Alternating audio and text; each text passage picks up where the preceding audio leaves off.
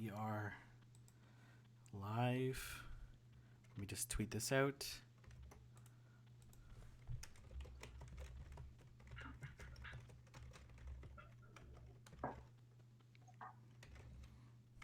Alex, do you have any advice for Caleb for team stuff?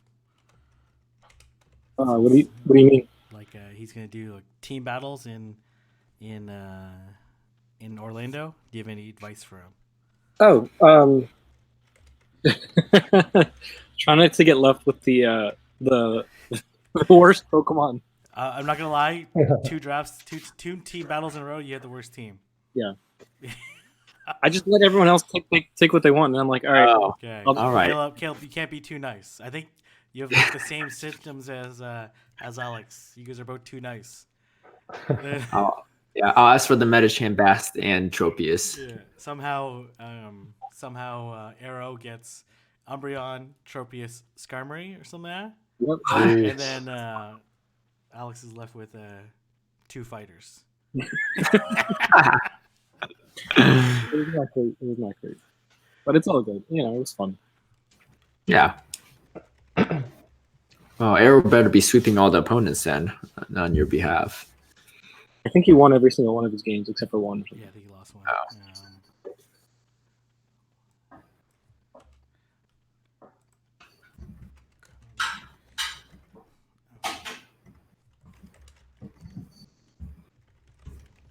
Okay, all right. Just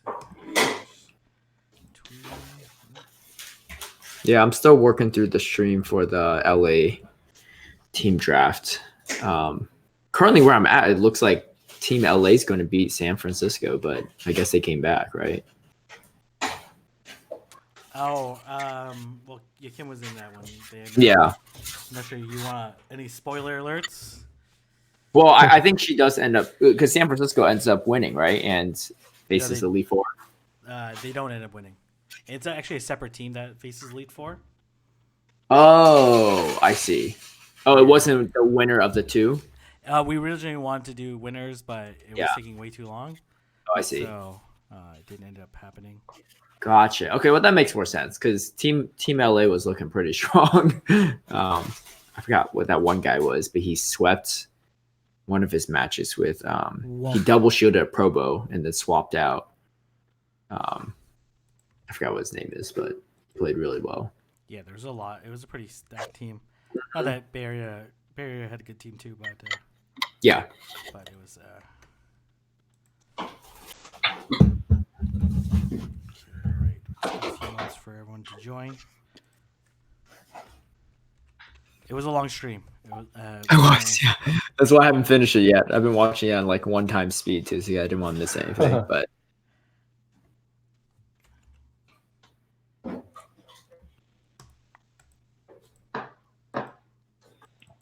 yeah, team stuff is fun. I just wonder like how we can make it so that there could be like multiple teams going on without taking like hours. You know, especially with the draft format. But for sure, the drafting can take a really long time. I think they take almost 2 hours to do the draft, but like you can condense it down to like half an hour. Right. I was hoping that for the draft, we're gonna start in a few minutes. We're just gonna wait for everyone to flow in. For the draft portion, I was hoping that the audience would be, and we had a little bit of this when we were in Buffalo, like a little bit more engaged, like throwing out more suggestions. Like ideally, I had this idea of like before we doing team drafts, like individual drafts where like people like wait in line to say their pick, but while they're waiting, if they're like between up next or next person, like after that, they have like a screen with a chat making suggestions, so they can kind of like draw some ideas and that kind of stuff. But I like that idea. It's really fun. Yeah. Cool, but it's like it's such a new format. Sometimes it's hard to make suggestions. For sure. So yeah. I know some games too, like League of Legends or like Dota, they have like a counter for every draft pick. Like I think it's like a minute and a half or something. So it like forces people to go a little bit quicker. But yeah. Absolutely. And I think with suggestions, you'll be able to pick a team like a lot faster. Yeah, for sure. Definitely. People will get a little bit more engaged over time with the stuff. So Yeah, but I think it's draft stuff. I think when we think back nostalgically about like when we watch the iconic anime battles, that kind of stuff, it's like hardly ever a mirror match. Mm-hmm. Like very rare, right? Like you just Yeah. see unique Pokemon, so it feels like it also feels more exciting because you don't really know necessarily how it's going to play out, right? Yeah. Oh yeah. Well, the anime was really weird. They had like a Caterpie beat like a Pidgeot or something in the first episode. I was like, I don't know how that could Makes happen. sense. Yeah.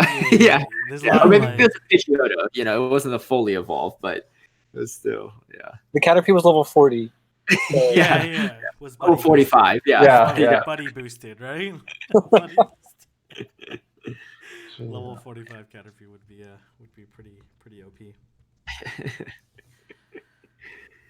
Okay, all right. So we're just waiting for the battles to get home. She's almost at home, so she'll be joining us very shortly. But while we wait for her introduction, which she'll be last, so welcome everyone to the Fusion Cup pre-month meta discussion with a bunch of influential people in the PvP community. So thank you for joining. We're going to be using the GamePress Meta Simplified document. So shout out to GamePress for first off doing it so early, especially during such a busy time, and also allowing us to use the document. Also thanks to PvPoke as they've credited. We're gonna go around, have each person introduce themselves. So we're gonna have them introduce themselves, say their like in-game name, the team that they're on, where they're playing out of, and then the last one is what changes what do they want to see, or what changes do they want to see in Go Battle League before it's even released. So I'll give everyone a minute to think about that. I'll say mine. Just so it's a pretty easy one, so I'll force them to think about more creative answers. So if I were to have them, one change that they haven't announced yet, or one thing they haven't announced yet, is I want local and global leaderboards. I think it'd be pretty cool to see like how you can obviously see your rating and your rank, and you might see on Twitter someone, we're obviously gonna see all these guys are all these 4 people that are joining us have super high rating, but I want to know who is that sleeper pick that's not active on social media but has a really high Go Battle League rating. So anyways, we'll start off with HouseStark. Sure. I'm Alex. In-game name is HouseStark. I'm on Team Instinct, based out of Philadelphia. And I guess for the Go Battle League, what I want to see is charge gems as rewards, or a reworked charge or TM system that rework that can benefit a lot of more people, because I want to be able to switch moves and have other people be able to switch moves in between, games between multiple people and things like that, and you get to see so many more diverse move sets and be able to have like a high variety, which is nice. So absolutely, that's a good suggestion. Now we'll move on to Caleb. Hey everyone, my name is CalebPang. In-game name is also CalebPang. Team Valor, and I'm based out in Atlanta, Georgia.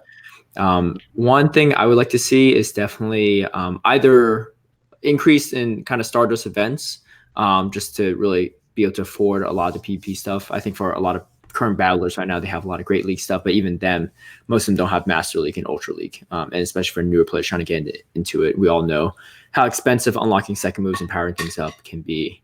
So either more Stardust events, I think Niantic might like that more, because people go out in the community and play with each other more, or potentially even having kind of significant Stardust rewards from Go Battle League. So if you beat an opponent, you get maybe twice as much. If you lose, you get maybe half as much. But currently the Stardust you get from battling is like, I think like 500 or 1,000 Stardust, but like I think a 10,000 Stardust reward or something will incentivize more people to play, and also it's substantial enough to help cover some of the costs of Go Battle League itself. Yeah, no, absolutely. I think that's a really really good suggestion. Okay, FPSticks. Yeah, what's up, everyone? My name's Taylor. Relatively new to the YouTube scene. And yeah, FP6 is my in-game name. I'm on Team Instinct. And man, they took all the good answers for the Go Battle League improvements. I think one thing I'd like to see is an interesting meta. One thing that Sylph has going for it is all of these monthly cups really creates a unique meta that you have to kind of study and learn. And so I'm hoping that they implement some of that stuff within Go Battle League as well, with unique restrictions maybe during some months, or just hoping that they look at what Sylph has done and kind of incorporate some of that stuff within their system. Yeah, no, especially in the Great League, especially since like it's a more mature league for sure. But before we move on to For the Battles, who right now is represented by this black dot. I'm almost home. Is really close. Yeah, just you can keep yourself muted for now till you get home, and then we'll know that you're at home when you go off. Turn on your video, but Taylor, what you there was some speculation last night when I was streaming the origins of your name. Yeah, I knew I was going to get that question today for sure. So FPS, stands for like first person shooter. I've always been a gamer, and I used to play on console a bunch, like Call of Duty and Halo and stuff like that. So I'm really into first person shooter games for sure. And then sticks, as in like drumsticks. I'm a professional musician and music educator. Okay. So just shove them together and you get a name out of it. Okay, yeah, we were speculating last night. It was like first-person shooter ticks, like Yeah. you know what I mean. Like you have like certain ticks when you're or traits, and then someone was saying frames per second. Right? So like if you're into video and that kind of stuff, but now we've got it clarified. So that's awesome. For sure. And then so for the Go Battle League, while we wait for the battles to be ready, one thing I thought was really cool, in addition to all of these you guys had, was having, because I think one thing that's really cool about Pokemon Go, both like when you play it regularly, think about like first time you played the game, like you went out and met a bunch of people, like you saw a bunch of people, right? And like having this like remote battling system, like kind of like goes, in a lot of ways, PvP goes against like how Pokemon Go are the other features of Pokemon Go. So I think it would be cool if there was like a live tournament where if you achieved a certain rating or ranking, you were invited to it, and then if you didn't achieve it through that way, you can enter a qualifier tournament at these certain region events, and to align with how Niantic is in terms of community and social activity, that kind of stuff, is that in order to participate in the open qualifier, you have to, like, say it's in Atlanta, you have to, and the qualifiers in the afternoon, you have to volunteer for 3 hours in the morning cleaning a park, as example. So it's like good PR for Niantic. You're out there meeting other people. It's a more friendly environment, and then as well, then you can go ahead and participate in the qualifier. So, anyway, some interesting ideas. Yeah. So, for the battles, are you you at home? Yeah. I am at a red light, very very close from my home. But why don't I just go ahead and introduce myself by voice, and I'm gonna join you guys in a few minutes. Yeah, go ahead. Anyway, hey, what's up, guys? This is For the Battles, and I apologize for my lateness. There's a lot of traffic. So anyway, I am in Northern California near Sacramento. I play a lot in San Francisco. I am newly Team Instinct. I was Mystic for 3 years, and for the Go Battle League, I want something that I've wanted for like a really long time, just for the game itself, which is an in-game chat. Oh, okay, all right. And I really hope that like they're finally going to implement that, because like if you're battling somebody, and I don't know how it's going to work, I'm assuming you're not going to have to be ultra friends, you're just going to be like paired up with somebody. But if you're just battling somebody and you're it's going to be really frustrating when there are like inevitable game issues and you can't communicate those, or just say you you just really like somebody's style and you want to be able to contact them, like it would be harsh to never be able to talk to anybody in that way. So yeah, I think an in-game chat, and then just the formats like Six said before. That's what I was gonna say. I really hope that it's not going to be just three of the same, like the best trios every time. That is just Yeah, I do expect in the first season, however long that season is, that there's probably not going to be defined metas. Yeah. The only reason why I necessarily think that is that changing the meta every month is like very costly for people, especially like imagine having a meta in Ultra and Masters, right? Like it'd be like me and like 2-3 other people playing, right? You know what I mean? Like it wouldn't even make any sense. It's just gonna be like Lantern and Umbreon Metacham. You know what I mean? Like but I do think in Great League they could certainly implement metas pretty easily, but I do think like after first season, like people get really into it and they really invest in it, and hopefully they have more events or Go Battle League has like good Stardust rewards, then I could definitely see them like making simple changes. Like I draw analogies to like VGC. They kind of like define they set the set of rules like in this case in December for the entire season. So that would be but yeah, Master League meta could be like you have to max it out, right? Like it's it'd be really really expensive. Like even if they're not legendary Pokemon, like to max out a Pokemon still very expensive, right? And, and you want to be like very particular on it, right? Because you know that there is a best IV, right? It's not like in Great and Ultra where there's like there's trade-offs in attack versus bulkiness and whatnot and all that stuff. So I think it would be pretty crazy. So I've still never made a Dialga for that reason. Like I've never made one, and it's like I do really bad when I don't have one sometimes. And what are you gonna do? I don't want to do a 93. Okay. Yeah. No. Fair enough. I think another thing would be interesting would be like how they do in VGC. They have certain bans on, like Gigantamax Pokemon or whatever, or at least certain Gigantamax Pokemon. But I think having a ban on like Giratina and Ultra League would be 100% after season 1. Oh yeah, guaranteed Giratina is going to be banned. It has to. They're also everywhere. Like everyone would have one, or they would have a cultured form and origin form on their team, and you have to figure out how to play around that. And I feel like it would become stale after a while, and being able to have like bans in place so that you can have more variety is really the goal, and the reason why like people play Pokemon is because it's new, it's fun, it's interesting, it's it's just a fun game.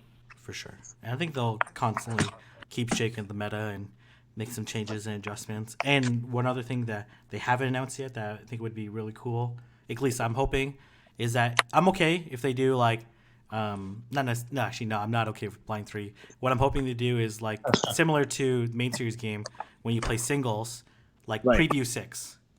Right? Preview 6, like and then you can select your 3 from that 6.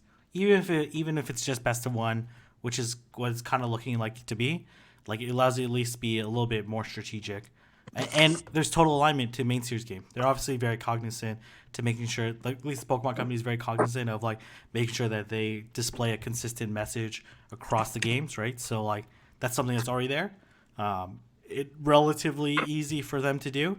Like if you don't have a set of Team of 6, they give you an option to make one. And then, or they recommend one, and then from there you can select your Pokemon from there. Yeah, I think that's a great idea. So, and it'll at least be a little bit more strategic rather than like I'm always gonna go in these 3 Pokemon, right? And play it out that way. So, anyways, okay. So we are going to be talking about Fusion today, and before we dive into the meta, just like give me like your 5-10 second thoughts on Fusion. So we'll start with you, Alex. Sure. I think it's a very wide and diverse meta. I think it's really fun. I think like still put a lot of time and effort into this, into making it a really good and beginner meta for a lot of people. So I think it's going to be really fun and interesting to see what kind of teams we're gonna see overall. Okay, perfect. Caleb? Yeah, I'll be honest, I didn't like it as much at first, but looking at it more carefully and playing different matchups, I think it's definitely a lot more balanced meta than I thought it was initially. And it's just cost effective, so you can try out a lot more different things. I know for some of my friends, they weren't willing to power up a lot of things for timeless just because they were running low on dust, even though they wanted to try certain lineups. But yeah, I think it's pretty interesting for the most part. It has pretty solid balance. I think the top PvP, PvPoke ranked mons all have decent hard counters for them, even just through fast moves alone. So perfect. All right, Taylor. I'm here. What do you think of 5 to? Oh, is that it? Like your Oh, 5 sorry, to 5 my to 7. internet went out, so I missed your entire conversation and all right. just came back. I was man. like, oh man, that is drop the mic, right? But I was asking to give your 5 to 10 second impression of the meta and of the fusion meta, and I thought your answer was like, I'm here. I'm like, that's all people need to know about the meta. Just subscribe to FP6 and Definitely. you'll be good to go. But Yeah. 5 to 10 second impression of the meta. Yeah, it seems to me slightly less open than the Timeless Cup did, and just from the couple of matches that I've done, it seems a little bit kind of rock paper scissory, almost kind of like Kingdom Cup, but that's just what I've experienced so far in my matches. Okay, perfect. Okay, for the battles. All right, hey. Okay. We are getting there, you I'm guys. like What's up? these red lights are brutal in Northern California. We are getting there. Hey. Okay. Almost ready. Anyway, okay, so thoughts on this meta. 5 to 10 seconds. The first thing that I thought was that it was going to just be all Altaria, and then the first couple of games, it's coming out that there's a lot of Altaria counters, and a lot of these Altaria counters can like take out each other, and so I think it's maybe a little less rock paper scissorsy, and Okay. I'm just enjoying I'm enjoying the counter play with the different like steel guys. Okay, great. I Okay. don't think it's all Altaria. All right, perfect. So that's a good segue to Alex. We're almost there. So we have this meta document that GamePress provided. Do you want to just walk through the meta document? Sure. Yeah, so it's like Altaria at the top, and it shows that it beats, like everything except for the steel types, which is like the grass, the mud boys, as well as the fire types. And so we're moving to the left. We see the grass type. We see Victory Bell, Venusaur, and Executor, which lose to a lot of the meta, but they beat the water types, the mud boys, which is really important. Then we move on to the mud boys, which is Quagsire, Whiscash, and Swampert.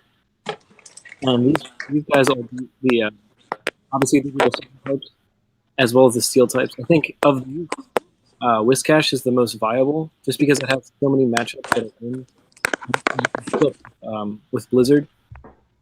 So it says that Altaria beats it, but if you land a Blizzard against Altaria, then you win that matchup. Yeah. So it's really interesting pick. Of the fire types, so the fire types, they beat the grasses and the steels.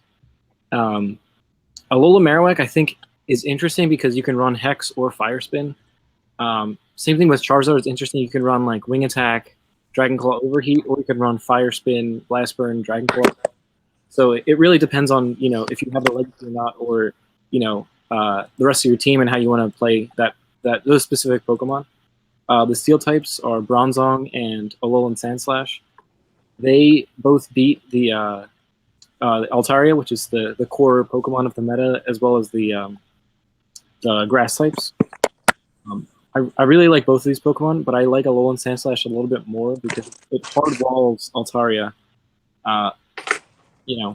Instead of just like a soft counter, it's more of a hard counter. Okay, great. That's a very good overview of the meta and the meta document. For the battles, if you're ready. I'm not sure if you are. Yeah, we go. Okay, perfect. Why don't we start with what we want to do? This is going to be a discussion with For the Battles and FPSticks. I want you guys to talk about Altaria and its alternatives. Talk about Altaria first, like why it's so good or why it's so prevalent in this document already and perhaps in the meta, and then talk about alternatives. Do you actually even need Altaria, or can you get away with other alternatives? And not even get away, are they potential better Pokemon for the meta? Well, I mean, Altaria is just it's with the Dragon Breath. Like it's almost like a sure thing for anything but Steel. It's like it's just gonna destroy the fighters. It's gonna destroy the kind of like the other flyers, but it comes into this meta almost like a defining Pokemon, but I didn't think it was, and because I think that there's a lot of other options. Like I'm really appreciating Noctowl, just because we are seeing, as Alex was saying, with the Whiscash.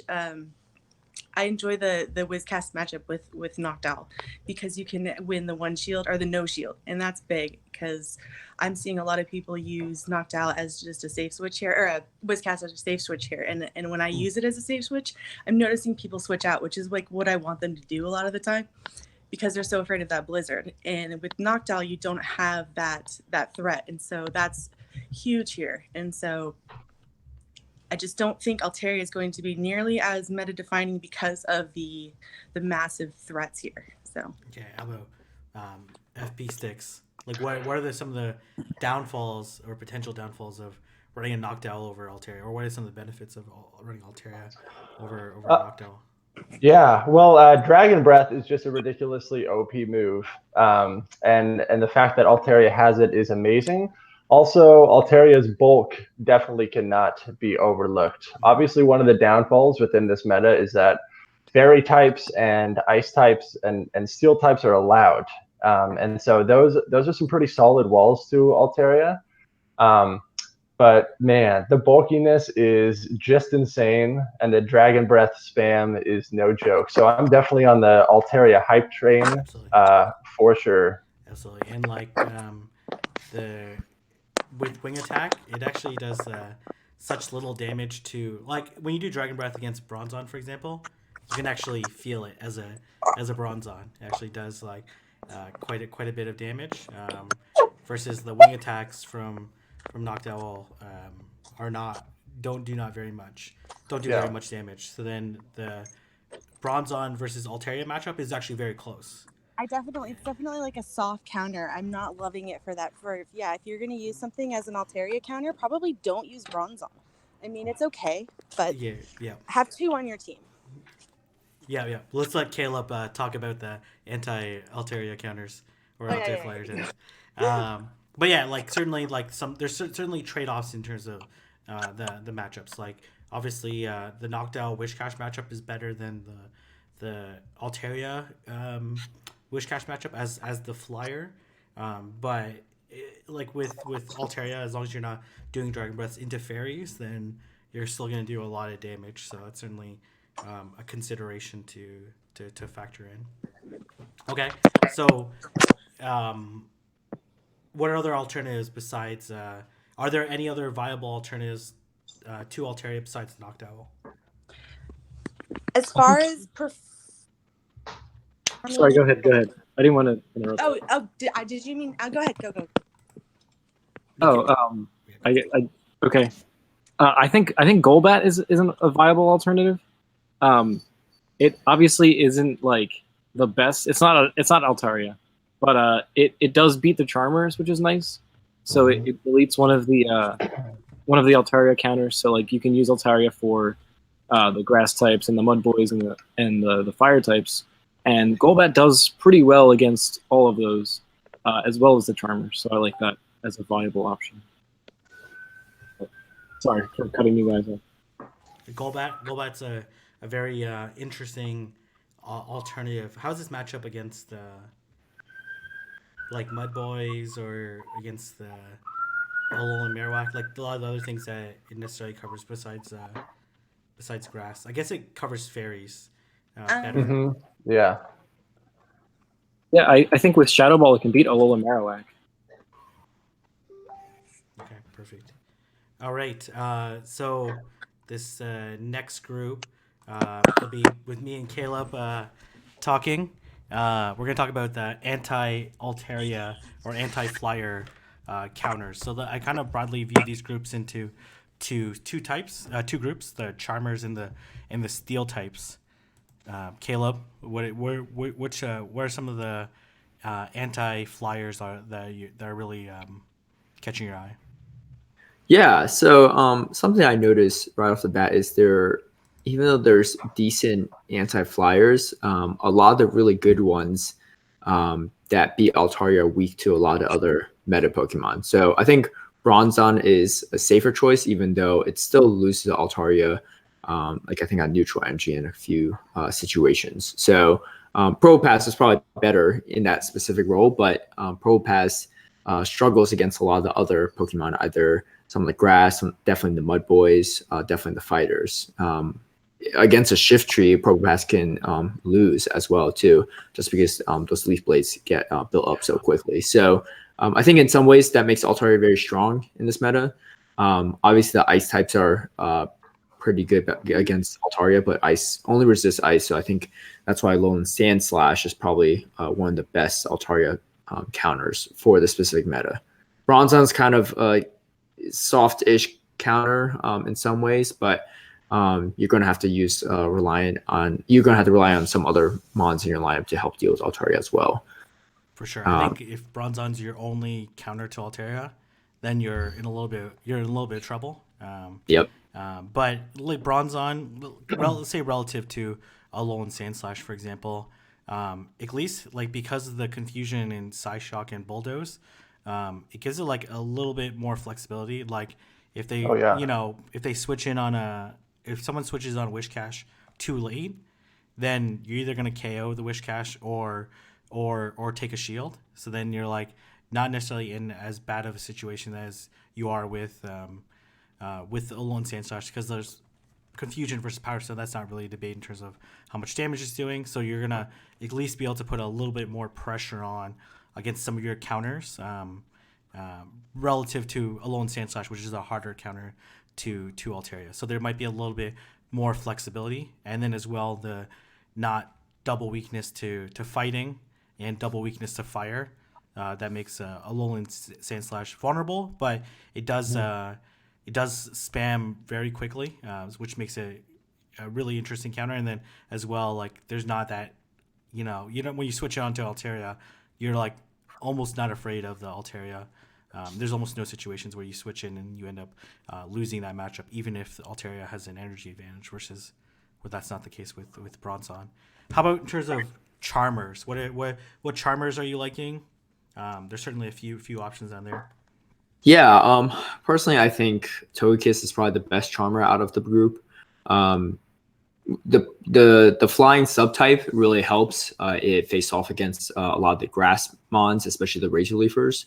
So I was just playing around with a Ludicolo, and I was able to take out Wigglytuff with Ludicolo just because the Razor Leaf damage was doing enough damage. But against the Togekiss, it just doesn't have that option. Obviously, Togekiss is a little glassier than Wigglytuff, but I think having that flying subtyping, especially against some of the grass poisons, gives it a chance to come back in that situation, especially with Flamethrower and Ancient Power. It has pretty much the moves it needs to beat its counters. Those moves aren't really needed as much for Altaria or things weak to Charm, because Charm damage is plenty enough. So I think Togekiss pretty much doesn't get really truly walled by anything in this meta, which is why I think it's probably the top fairy in my opinion. Absolutely. I'm actually really liking Alolan Ninetales. Oh, okay. And one of the reasons I like Alolan Ninetales is this matchup against Alolan Sandslash. Against Alolan Sandslash, if they're not carrying Gyro Ball in the one shield, if they try to double Bulldoze, they're gonna lose. Yeah. And they actually end up losing in the 2-shield matchup. So like not necessarily as worried in that matchup. But Togekiss, and it's a little bulkier than Togekiss. So like there's been like even situations where against like Alolan Marowak with Fire Spin, like if they at least have been able to charm it down when we were both at like pretty low health. But obviously Togekiss or any other charmer could do that as well. And Wigglytuff with that normal typing does does help it a little bit in the Alolan Sandslash, not in Alolan Sandslash, the Alolan Marowak matchup, but still ends up losing just because of the Fire Spin and then the subsequent Bone Club damage. But at least makes it a little bit closer than some of the other matchups. Definitely, yeah. And I think, like you said, like most Alolan Sandslashers won't be running Gyro Ball either. So I think that's definitely an interesting matchup right there for Alolan Ninetales. So then, how about these alternative anti-flyers like Frostlass, Pillow-Swine, Lantern? What do you think of them? Yeah, honestly, I'm not the biggest fan of Lantern and Piloswine, particularly because they're going to lose to most of the grass types as well as the ground types, and those are pretty prominent in this meta for sure. I think Probopass has a little more value to it just because that's a hard wall to Altaria, unlike anything else probably in the meta, except for maybe Alolan Sandslash. So there definitely is some utilization there, and it could match up against the fire types. It does get beat by the Mud Boys and usually by a lot of grass types too. Frostlass, it's a glass cannon. It doesn't resist a ton in this meta. So personally, I'm not the biggest fan of Frostlass, but Powder Snow with Avalanche is a pretty deadly combo. And then with Shadow Ball too, if it's in a bad situation, that Shadow Ball can hit pretty hard as well. Yeah. And then something else that I think has been really interesting is Whiscash in this meta. I know it's not a true Altaria counter, but if it has a shield up, it can double Blizzard Altaria. It doesn't have to go for a bait and win that matchup too. And anyone playing the Altaria and Whiscash matchup, like you're pretty much nervous on both sides because depending if they bait or they don't bait, it can really just flip a match completely. And there's really no telling what they're going to do if they charge up enough to a Blizzard. And so it's just kind of a flip of a coin really at that point. Yeah, no, absolutely. I think I really like Frostlass because whenever it's like stuck in a matchup, it always has a charge move that will do a lot of damage. Yeah. So like for example, it ends up in the matched up against Alolan Marowak. It's gonna be Alolan Marowak to the Shadow Ball, and so it's gonna at least be able to take a shield on its way out, and it has like good matchups against the fighters as well, and be able to, if you have a good IV one, then you can stay pretty competitive with the other anti-flyers, anti-Altaria, except for maybe Probopass. That's true, and the Ghost type meet will definitely with the Ice type meet, it only takes neutral to fighting types, which compared to like Alolan Sandslash and like Probopass, like those are going to just die right away to the counter damage. Yeah, no. Yeah, have you had solid success with Frostlass? Yeah, no, I've been liking it. It's kind of been like a fringe pick on my team, but it's certainly I've recently got a really good IV one because of the recent event, so I've been really liking it, and it's been having some like pretty good play, and it also has an okay matchup against Whiscash. It still ends up losing, I think, in the one and the two matchup, but depending on how things play out, you might end up like in a 2-for-1 scenario where they still end up winning switch advantage, but at least you've taken both shields just because they're worried about how much damage that Avalanche is doing. So I've been having like pretty decent success. Obviously, it doesn't feel great when it gets hit by a Sky Attack from Altaria or a Noctowl, because like it's so glassy and it doesn't resist any of those moves. But it's been pretty decent for me. Nice. Have you guys played with Cloyster yet? That's one I want to try out. Yeah, Cloyster with Ice Shard, Icy Wind, and probably Hydro Pump. You know what? There's so many viable options. I think Hydro Pump was what somebody got me with, and so that's what I remember. But yeah, I guess I'm not really, Avalanche is Icy Wind, so. Yeah, for sure. There's certainly a lot of viable options, and we can talk about that one as part of the wild card picks. Why don't we move on to the next category, which is the anti of the category that we're looking at, which is the anti flyers, and we're gonna have HouseStark and FPSticks talk about that one. Oh, okay, sure. So this is like the fire types? Basically the fire types. And the fire, yeah, let's say the fire types for now. Okay. Yeah, I really like Alola Marowak in this meta. It really depends on what fast move. I think the consensus from what I've seen so far is Fire Spin is a little bit better in this meta because it hits those anti Altaria counters, but it also hits the grass types as well. It hits like Frostlass also, and like Piloswine and things like that. So it's definitely a valuable.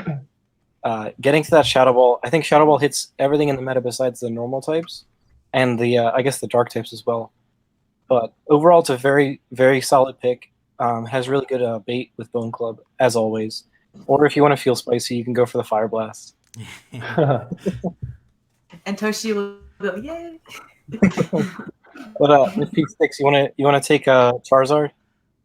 Oh man, Alola Marowak, I'm a huge fan of him as well, man. But Charizard is super nice. You get some flexibility with like Air Slash versus Wing Attack versus Fire Spin, so there's definitely a debate there. And now with Overheat, like if you're rocking a Wing Attack Overheat Charizard, that can be crazy nasty if you land an Overheat. But I'm definitely more of a fan of Alolan Marowak with the Fire Spin, just because it can beat the Charizard. That's a big thing that I'm a fan of when it lands that Shadow Ball. And Shadow Ball is no joke if you land it on Altaria as well. Definitely takes a decent chunk of health there as well. So I'm a big fan of Alolan Marowak with Fire Spin to have some farm down potential against like Alolan Sand Slash, things that are double weak to it, and even against the Bronzong, for sure. Yeah, no, absolutely. Some of the matchups, at least some consideration, some people I've played against with Charizard, I've run some teams of 3 where I literally didn't have an answer for Charizard, or the matchup was a little bit more challenging. One example is like Wishcash. The Wishcash matchup is way better for Charizard than it is against Alolan Marowak. Like it's not a for sure win when you're going up against when you're using a Wishcash versus a Charizard versus like it's a for sure win when you go Wishcash versus Alolan Marowak. And plus with that overheat damage, you can do an absolute ton of damage, and that Dragon Claw does neutral to a lot of things. So it's suddenly something that, especially as people are like, not necessarily bringing in Probopass, they're not necessarily using Swampert. It's certainly a consideration to factor in. I could see teams of 6 and teams of 3 being exposed because they're not necessarily worried or factoring in the Charizard play. Mm-hmm.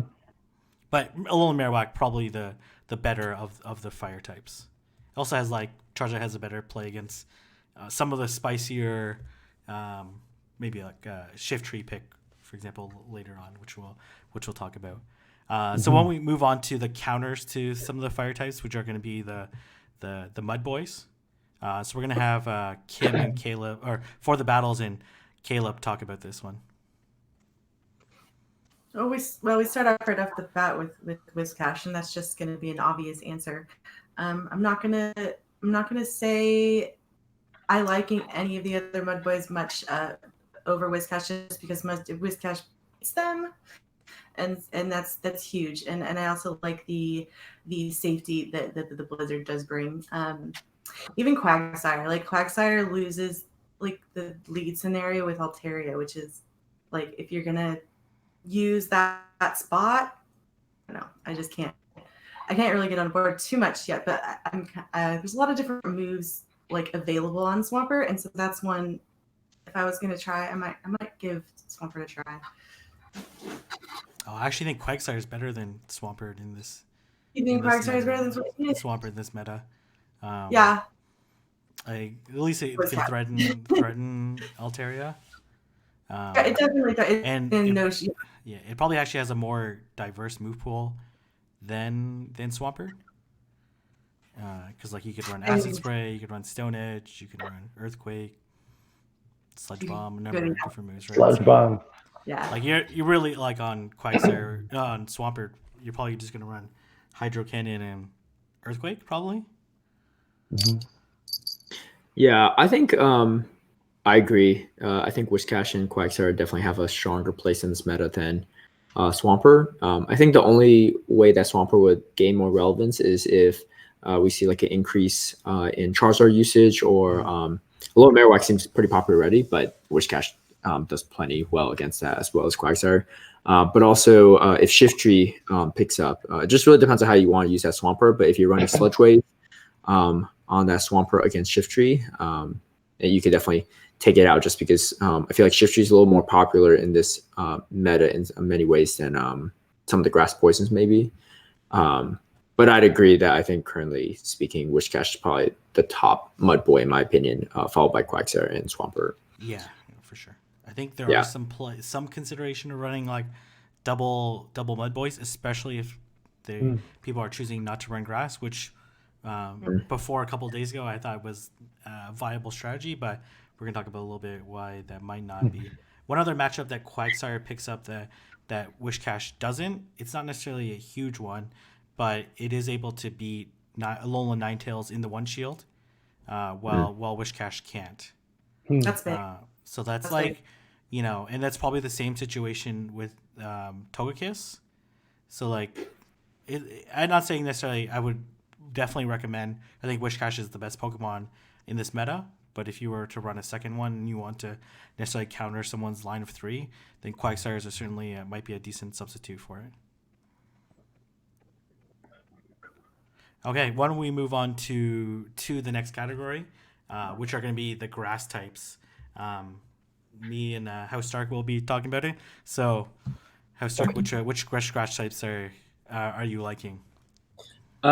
So I see in the graphic that there's like Venusaur and Victreebel and Exeggutor, but I'm actually really liking Shiftry myself. Tell me why you like Shiftry.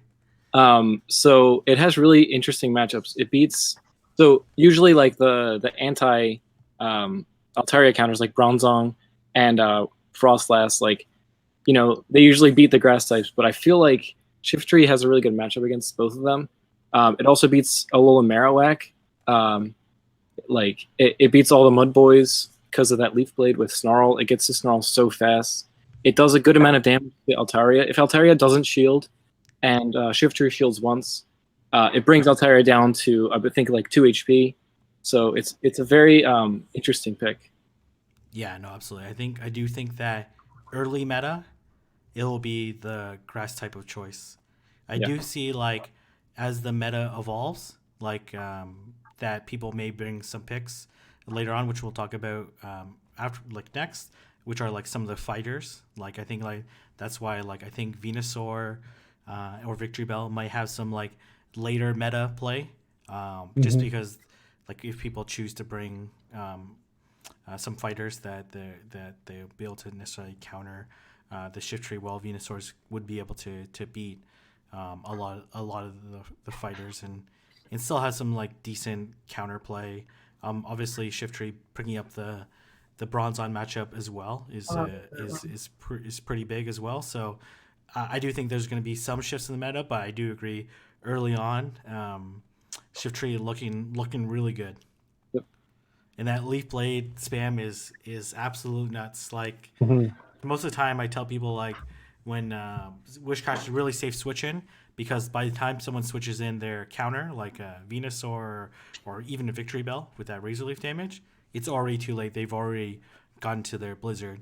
But with Shiftry, there's so many times where I'm like one mud shot short of the Blizzard, and I feel like, wow, I couldn't even get it off. There is so much pressure on the Shiftry that can't really take a hit, that you could fake it, but at least early in the meta, like that's something that's really caught me off guard. Yeah, it's surprisingly fast to the charge, because it's what, 3 Snarls to Leaf Blade, 4 to Foul Play, and then on the next time around, if you go for Foul Play, it's just 3 more Snarls again. So you can get those charge moves off super fast. Yeah, and it's high attack. It's gonna be, it's very scary. But we're gonna see.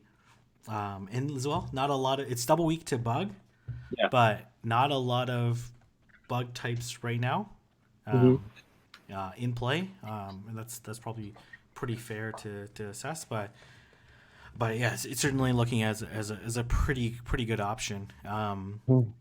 We'll move on to the next category, which are the fighters, and I'll let anybody jump in and discuss what fighters, what do they think about the fighters. So here the option they list, I see Poliwrath, Heracross, Toxicroak, and Breloom. What are people's thoughts overall on fighters in the meta? So I think fighters overall are probably they're pretty weak against the general meta because they really only beat Alolan Sandslash. And they have some play against like the Mud Boys and against some of the grass types, but overall like that's like the main thing that they beat. And so they're kind of like left to the side or whatever, but I feel like Heracross has some viability, and I'm actually really liking Poliwrath like a lot because it beats Altaria and Whiscash, which is something that I think it's maybe the only Pokemon in the meta that does both of those things. And it makes a really good pair with Shiftry because Shiftry is immune to those psychic type damage, the confusions from Bronzong and from Executor and things like that. So I really like that pairing because they both get off charge moves super fast and they have good type flexibility and cohesiveness. Yeah, so Poliwrath I do think really interesting, being able to beat Whiscash and Altaria. And what movesets would you recommend in order to do that? Mud Shot, Ice Punch, Dynamic Punch, for sure. Mm-hmm. All right, and then Heracross, obviously interesting because of the bug typing. Allows it to be allowed to resist the mud shots and mud bombs from Whiscash, which is pretty big. Like you think like I've been in situations, and especially counters hit so hard. There's been situations where someone's done 2 close combats, and like I still can't farm down with mud shot. It does so little damage in the first place, but you think like it's basically at half its defense, and it makes it really dangerous, like getting hit by. I landed a close combat on a Bronzong. It like took it 60% of its health, and it's pretty shocking. Yeah, I think. Go ahead. Oh, sorry. Yeah, I was gonna say I think if you get Heracross in a matchup that it could just farm off with counter alone, it's super strong. So like I think Shiftry, it resists everything that Shiftry can throw at it, or like a Alolan Sandslash. Pro Pass if you run into those things like that, and pretty much if you build up enough energy for a double close combat, it's going to do quite a bit of damage. Of course, it reduces its defense. So I've had like a Bronzong go against a Heracross in that situation, but if you're self piggybacking 2 close combats, it doesn't really matter. How much you're reducing your defense, you're still going to be able to get both off. Personally, I haven't been able to use it to the full extent of its ability, but going against it, it's definitely something to kind of worry about. Absolutely. Any play for Toxicroak, or do you think it's weakness to Bronzong? It's like lack of play against Mud Boys and others. Are there any plays or consideration for it? Yeah, I mean, it beats the other fighters, but like, I don't know. That's pretty much it. Like, it does. It has like lack of. Well, it has some flexibility. Like Mud Bomb would at least allow you to hit against a Alolan Marowak, and if you double Mud Bomb or Bronzong, that's like pretty decent. But certainly its squishiness and lack of bulk makes it not so great. I mean, it can hit the fairy types, which is nice. Oh yeah. In no shield scenario, I think it beats most fairies with that Sludge Bomb, which is not necessarily not a feat to necessarily overlook. Yeah. Okay. Would you recommend? Are you going to run a fighter on your team of 6? Absolutely. Okay. All right. Which one? Yeah. So I'm a huge fan of Poliwrath, and I've actually been using Poliwrath as my safe switch, which is pretty nuts. But in a bunch of the simulations, yeah, your hardest counters are going to be like confusion users, and like a Alolan Marowak too is a decent hard counter to it. But if you can even get like 3 or 4 mud shots off on that switch in, you can actually flip that matchup. You can flip the Bronzong matchup. Just the fact that you are able to wreck Altaria with that Ice Punch spam is insane. So I've been using it as a safe switch option, because even when I'm up against some of my hardest counters, I know that the charge moves that I'm going to throw are either at least going to draw a shield or chunk it down to where they're at like 30% health by the end of the match if I end up losing. Anyone else gonna run a fighter? They feel a little like a liability, like you were saying before. I'm not sure I want to give up a spot for one, but I do like Polyrath. I'm looking at the infographic here right now. Braylon looks good on paper, but I think it's a little. What do you guys think? You think it's just a little too glassy for him? Way too glassy. Yeah, no, it's Double weak to like, flying. we're used to. Yeah. Sorry, go ahead. Oh, that was that. It's just so glassy, man. yeah. It's Yeah. It's Bray Doom, right? So like you're right? Okay, that was a terrible joke. That was okay. Sorry, I had to use one. Okay. Yeah, I think it's gonna be Heracross or Polyrath if you're gonna give a spot, and I don't think it's 100% necessary, but I do like the versatility of Polyrath especially. Mm-hmm. And there's no, I guess there's probably not much consideration for anything but mud shot on. Yeah, I was thinking about that. Maybe to like run bubble, maybe to give a better matchup against Alolan Marowak, but then you're just anticipating that you're going to be hard countered, and then you're losing some of your matchup that you should have been winning in the first place. The So one is huge for sure. Yeah, I think you need Mudshot for Altaria because it's so prevalent. Mm-hmm. Yeah, no, absolutely. Okay, all right. How about any of the wild card picks? Things that we haven't talked about. So they're showing like Haunter, Claydol, some other picks or considerations that you think might play a factor into the meta.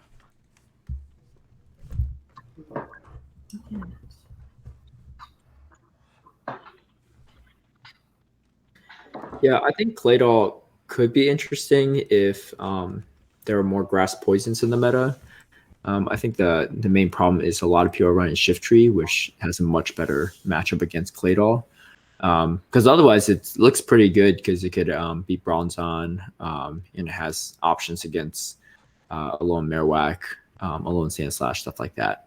That's the main reason why I personally haven't run it, as well as being weak to the Mud Boys. And then Haunter, it's pretty glassy, and there's not that much that is directly weak to Ghost in this meta that you'd want to use it for.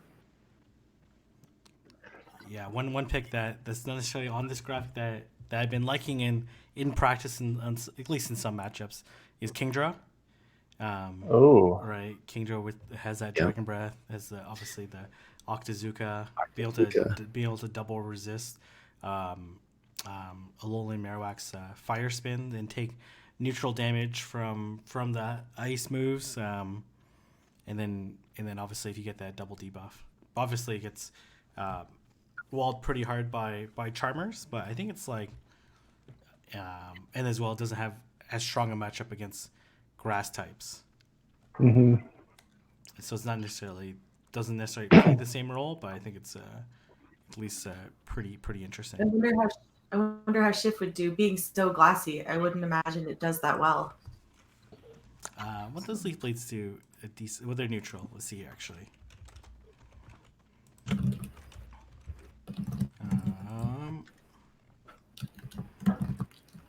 Yeah, so it wins the 2 shield. Kingdra? Yeah, but loses the 1 and the. Okay. Does it lose to 0? Yeah. Loses 0 for sure. It's able to get off 2 before. 3.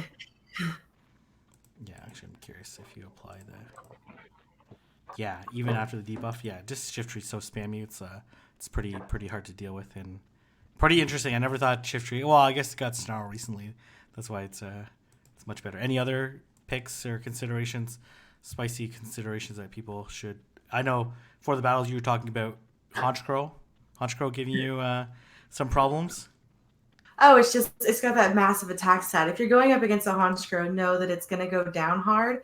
But if it's able to get off something, even if it's hitting you just for neutral, like it's just got a massive attack stat. It's like a flying haunter, sort of. But like it's going to go down. Like same thing. I don't think it has a lot of viability here. Just maybe in the no shield scenarios in some places, and if you get lucky, but watch out because it's got that. It can pack a punch. Okay, how about here's one that was very popular in Timeless, but it's getting no talk for some good reasons, because of the typings that are in the cup. Celio. I was just thinking of Celio. I don't love it here because of. I guess it depends on how much the fighters do pick up. If you don't see like a ton of hair across, I like the benefit that it has over Whiscash as it beats the other safe swap, or like I'm seeing Whiscash used a lot as a safe swap. So but gets walled pretty hard. Gets walled pretty hard by the steel types. Steel types, right? And the Alolan Marowak. You know what? I've been playing with a Water Pulse. So I definitely got hit by Water Pulse a couple times against in Celio, and it feels terrible.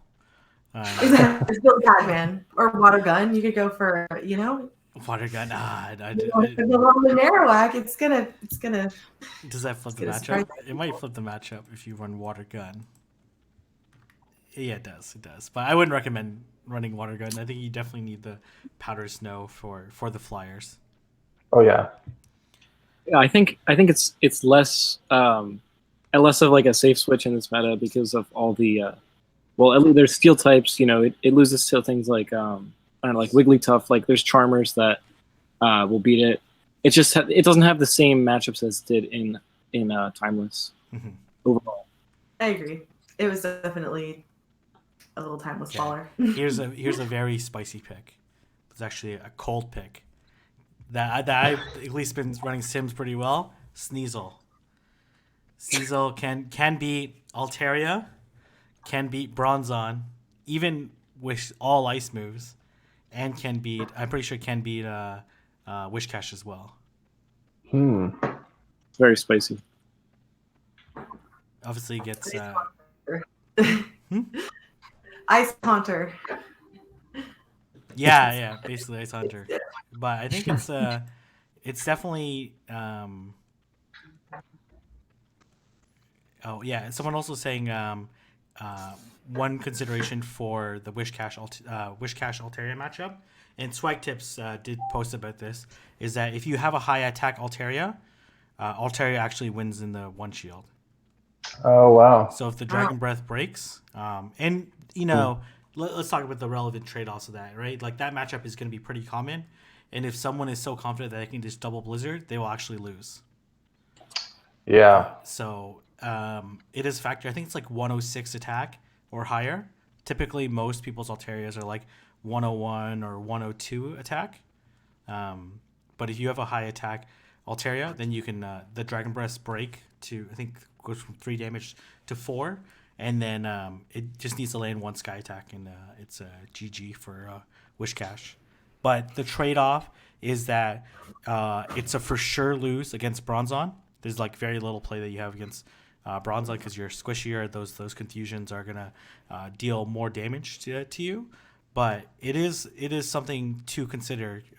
Normally, I tell people like, don't worry too much about like these high attack or break points or whatnot, unless it's a very meta matchup, which Whiscash and Altaria in the one shield is going to be a very common matchup. I think you'll probably also lose the mirror, but I find myself in the Altaria Whiscash matchup more often than in the mirror. Yeah, that's pretty crazy. I'm just running Sims on that. Yeah. Yeah, it's a clear win. And even in the mirror, sorry, even I was the gonna mirror? say, yeah, even in the mirror, like most of the time you're losing to sky attacks, Yeah. and not track bread. So, yeah, losing the bronze on match was probably something, and maybe a few others based on having lower bulk points. But that's definitely really interesting, though. And you still roughly the really the trade off is like you go from a close matchup to bronze on to like a losing matchup to bronze on, but you pick up the wish cash Right, exactly. matchup, right? And the wish cash matchup, when it lands a blizzard, it leaves wish cash with a lot of HP left. Yeah. Right. So then it's very difficult to then deal with it afterwards. So it's certainly, I think it's something that people should certainly look into, especially when people are so confident that they can just double blizzard with their wish cash. Right. So definitely be on the lookout for that particular matchup. So thanks, Marto, for pointing that out. And as well, vice versa, if you don't have a good wish cache, then it's a problem, right? Because then a regular Altaria will beat a crummy wish cache. Because I was going up against Scandalous Panda in the same situation. He thought I could just double blizzard, but then my Sky Attack KO'd him. And that's because, like, I think he didn't necessarily even have, like, a terrible one. It was, like, 5, 15, 15. But I recommend that if you're going to run that, if you can, obviously, people should run the best ones possible. But if you're considering upgrading your wish cache, if your wish cache is not, like, top 100, then you should start doing some trades and figuring that out, because you might end up losing to a regular bulky Altaria. But don't ask Arrow, because he already asked everybody else. Yeah. I traded Arrow both my. I have 3. I had 3 double moved wish caches, and now I just have 1. So Trade me some double move legendaries. I'll take some of those. Yeah, why not? But that's certainly a consideration. One community move that someone licensed to draw. That's how much better would Empoleon be with Hydro Cannon? Yeah, License to Draw is actually my buddy from Colorado. He's one of my grind partners, and he was just DMing me that in my Discord as well. He says it beats Altaria if it has Hydro Cannon, or Empoleon does. Empoleon beats Altaria with Hydro Cannon. I'm assuming because of that steel resistance that it has. It probably has to land the Hydro Cannon bait, but it is certainly, and it lands a Flash Cannon. Let me see here. Let me just take a look at this. Altaria. So it wins in the one shield if it lands the Hydro Cannon bait, or lands a Flash Cannon, either way. I don't think it wins straight Hydro Cannon. It doesn't. So you need to land the bait. So it's bait dependent, which, definitely can happen, right? It's a 50-50 on that, but it certainly makes it a much bigger upgrade for a few reasons. One, Hydro Cannon, better move than Hydro Pump. Cheaper, right? So it gives it at least access to, and then it's Steel type. It makes it pretty interesting, because I think it also beats Bronzon. Yeah. Bronzon, the one shield. Yep. The 1 and the 2, and by quite a bit. It's left with 60, over half HP. It also beats Alolan Sandslash with Hydro Cannon, even if the Sandslash lands a Bulldoze. Which is interesting. Personally, I'm glad that it's not getting released until after the Orlando Cup, so I don't have to worry about it. And to be honest, I would say Wish Cache cannot safely switch into. Let's see. Actually, before I say that, let me just run the sim. It wins in the one shield if it has 1 waterfall worth of energy before Wish Cache switches in. Wow. No way. That's pretty solid. That's actually that's kind of scary, right? You think you switch in, it's going to be a pretty easy matchup. Obviously the Wish Cache can do things that can manipulate that matchup. Like it can self piggyback, you can try to QSA. Like there's a couple things that it can do, but that Hydro Cannon, and this is like after Hydro Cannon nerf, right? Like make it pretty dangerous still. So like Hydro Cannon's still one of the best moves in the game. So something that people should be cognizant of that. But yeah, it would also beat all the fairy types because of the steel typing. Like it looks like it would be overpowered in this meta. Oh, are we really saying that about Empoleon? I mean, sure, it's Shift Tree, so it would. I think it ties Shift Tree in the one shield. It ties Shift Tree in the one shield. Yeah. That's crazy. The steel typing is a really great typing, right? Oh yeah. And obviously, if that's able to take out the prominent, oh man, that's kind of crazy. Actually, that should be really good. It would make the fighting types more viable, which is interesting. Yeah. Make who more viable? The fighting types. Yes. Interesting. Yeah, it's a very, very interesting pick. It make Poliwrath look even better. Yeah, for sure. So I think we'll definitely we might see a shift in the meta. Hopefully he doesn't get like a crazy signature move, along with Hydro Cannon, because then that could certainly change and shake things up. Yeah, in the main series games, Empoleon's like very, very good because it's a very good like because of the amazing typing of water and steel resists like so many types. So I think that's why it's so overpowered as a defensive Pokemon. And that's why in PvP it's going to really shine once it gets that community move. Yeah, obviously beats Probopass. Yeah. And beats Noctowl. Someone's chat was asking about Whiscash and how IVs are very important against alt if you aren't baiting in one shield. And so if you go for the double blizzard in one shield, you'll need at least 106.06 defense on Whiscash to only take 3 Dragon Breath damage per Dragon Breath versus 4. And so in that one shield situation, if you have that bulk point, you win the one shield without baiting. If you don't have it, Altaria actually beats you with about 127 HP out of 137 left. It's a huge swing. Yeah. As much as doing virtually nothing, right? So yeah, exactly. So it could get to the second blizzard in time. Yeah, and if that's your only counter, then you might be in trouble with the rest of your lines. Like exactly.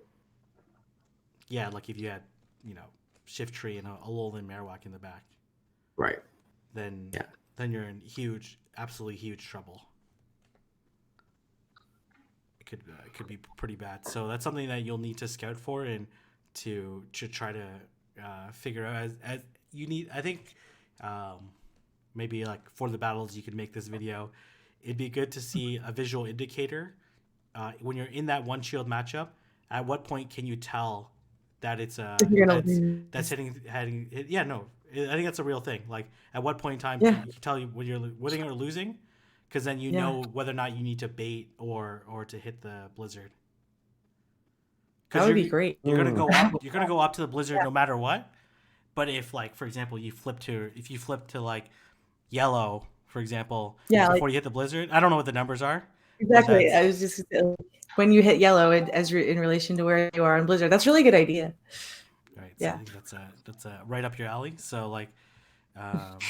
106.6 defense is pretty easy to get in Whiscash, but you still have to have it, right? So like that's the thing. I think most people will have pretty good Whiscashes, but like there's still like Scandalous Panda, for example, one of the top battlers on the West Coast. Like he didn't have one that's sufficiently bulky enough to win the one shield matchup. So that's something to factor into to consider as you go through it.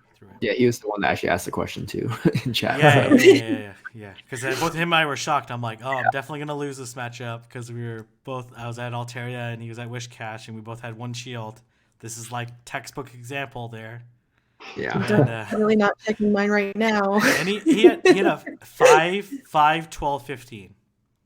Right? That's Yeah. not a wish cache you would say is terrible, right? Oh It's my god, more- I have a 6, 12, 15. Yeah.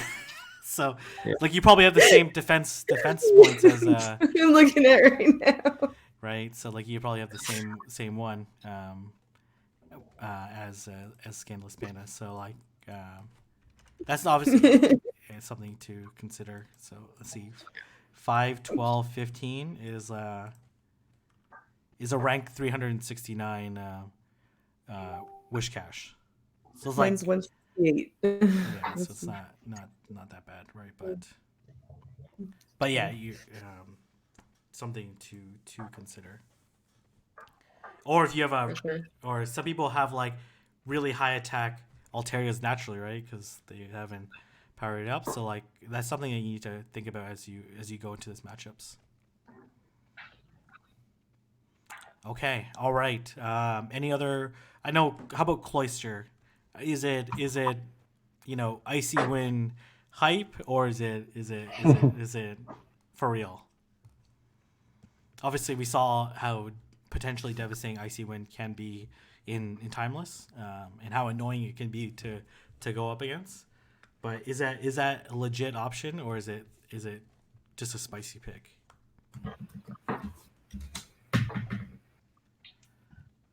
I think it's a legit option. I think it's not nearly as good as Dugong was, just because it's missing a lot of the bulk that Dugong had, and that gave Dugong a little bit more play. I do think it's a legitimate pick going up against one, especially it's got a pretty good bait move. You can use Icy Wind as a bait move and not just Icy Wind. I think it's a legitimate pick here, just because it does hit a lot of the meta here. We'll see how it shakes out, if it's strong enough. That the only question is it too glassy? So we'll see. I think it's a good save swap, because it doesn't lose a ton of matchups too hard, but it doesn't win a lot of matchups too hard either. So I think it's viable. It's at least worth testing if you already have one. Yeah. What second move do you recommend running? Avalanche or Hydro Pump? I think it really depends on your team, but I think Hydro Pump is almost necessary for the coverage. You've got a lot of ice in Ice Shard, Icy Wind already, and I agree that Hydro Pump would be the way to go. Yeah, I think You need a hard hitting. Yeah, the only consideration, well, not only, one of the considerations of running Avalanche over Hydro Pump is it makes the matchup against Wishcash easier, because if they end up shielding the Hydro Pump, then you probably lose as the Cloister, right? Versus Icy Wind and Avalanche are the same energy, right? So it's a much more straightforward win. There's no volatility in terms of that matchup. But the Hydro Pump, yeah, man, if you land a Hydro Pump on a Lonely Marowak, that's amazing, right? You probably feel amazing after that. So it's something to definitely consider. Yeah, you're all about the ice today, King. Well, there's ice is pretty good in this meta. I think I always say that ice as well. If you have Hydro Pump, you actually win the zero shield matchup against Little Marowak. That's true. So I always say ice is the worst defensive typing in the game, which is true, right? It only resists ice, and then weak to rock, steel, fighting, right? Fire. Yeah. Anyways, number of different things, right? So it's pretty bad. But these ice types are pretty interesting, and obviously with Icy Wind and Avalanche is super hard hitting, so they certainly have made it at least some balance to it. Yeah, I think it's every Pokemon that's viable of a certain type has an ice coverage move. Whiscash, Poliwrath. Yeah. There's all these different Pokemon that have these ice coverage moves that are going to be very, very valuable, because nothing in the meta resists ice besides steel types. Yeah, absolutely. It's because of how daunting Altaria and potentially other flyers are. Yeah. Well, I guess Alolan Marowak too, but yeah, mostly. How does Alolan Marowak with Fire Blast do against Cloyster? I'm just curious. Oh yeah. I was thinking about Fire Blast. I doubt it. It definitely does not help it because it doesn't get to it. No. Oh, So okay. that's there goes my whole strat. It definitely does not. Yeah. It'd be kind of crazy if it beat it towards it, but because the Ice Shard and Fire Spin generate energy at the same rate. If you had Hex on it, even Hex and Fire Blast, you probably get to it. Let me check. Yeah, you no, okay, no, you don't get to it. Never mind. So Ice Shard, and Fire Spin. Actually, interesting here. I guess they bail on it. Interesting. Is that the case? Let me see here. Actually, before I. It's a CMP tie. It's a CMP tie. I don't know why they go for Shadow Ball. I guess that's a weird on the algorithms, but yeah, it's weird how they set it. How it's set up in PvP Poke, but it's actually a CMP tie. Getting to Fire Blast in Hydro Pump because 175, 180, they both need 8 fast moves. The fast moves take the same amount of time. Also generate they're actually clones of each other. So something to consider. Not really, but a little bit. Yeah, but yeah, without Fire Blast, you lose the 0 shield. Yeah, I just can't imagine running Fire Blast. That's Fire Blast Shadow Ball. I don't know, maybe. You can watch out. That totally changes the way that you would use Alolan Marowak, man. You got no bait moves anymore. Yeah, only nukes. Yeah, I don't know what you would want to necessarily. What would you want to Fire Blast? Besides in this, I don't know. Wigglytuff. Shift Tree. Shift Tree. Oh yeah, Wigglytuff. Shift Tree. That's a big one, but you probably get fainted down before you get to it. So. Noctowl, maybe. Noctowl. Yeah. Oh man, if someone laid a Fire Blast on my Noctowl. I'd be so mad. I'd be like, oh, did you actually just do that? Did you just watch this video and get this idea from it? That's the last time I do this meta discussion video. No, I'm joking. Someone said Mercargo. Can we talk about Mercargo? I mean, Mercargo's fun, but like Whiscash is there, you know, like Pokemon that exists in this meta. That's like, you know.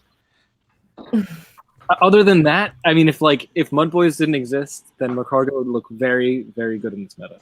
Yeah, because it beats Alolan Marowak, Altaria. Probably has okay play against Bronzong, even with resisted Rock Throw because of the overheat. Yep. It beats Charizard, like, you know. Oh yeah, Maul's Charizard. Most of the grass types. Okay, all right. So here's a question, which actually leads us to the next section. What would your team of 6 be if you had a tournament tomorrow? Okay. So I'll tell you. I'll start with mine, and I'll tell you what it's weak against. So, like, if you go up against me in the tournament, you'll know exactly what it is going to be. Let's see. I actually sent it to 4TheBattles last night. Okay, mine would be Noctowl, Whiscash, Alolan Marowak, Shift Tree, Bronzong, Ninetales. So my biggest, it has an overall threat score of 544, which is not that bad. It's actually like a pretty safe team. But so my biggest losses, this is actually a wildcard pick that we haven't talked about in the dark types. Alolan Muck. So Alolan Muck beats Shift Tree, beats Bronzong, beats Ninetales, beats Alolan Marowak, loses to Whiscash, and loses to Noctowl. So what do you think of Alolan Muck? I think it's like the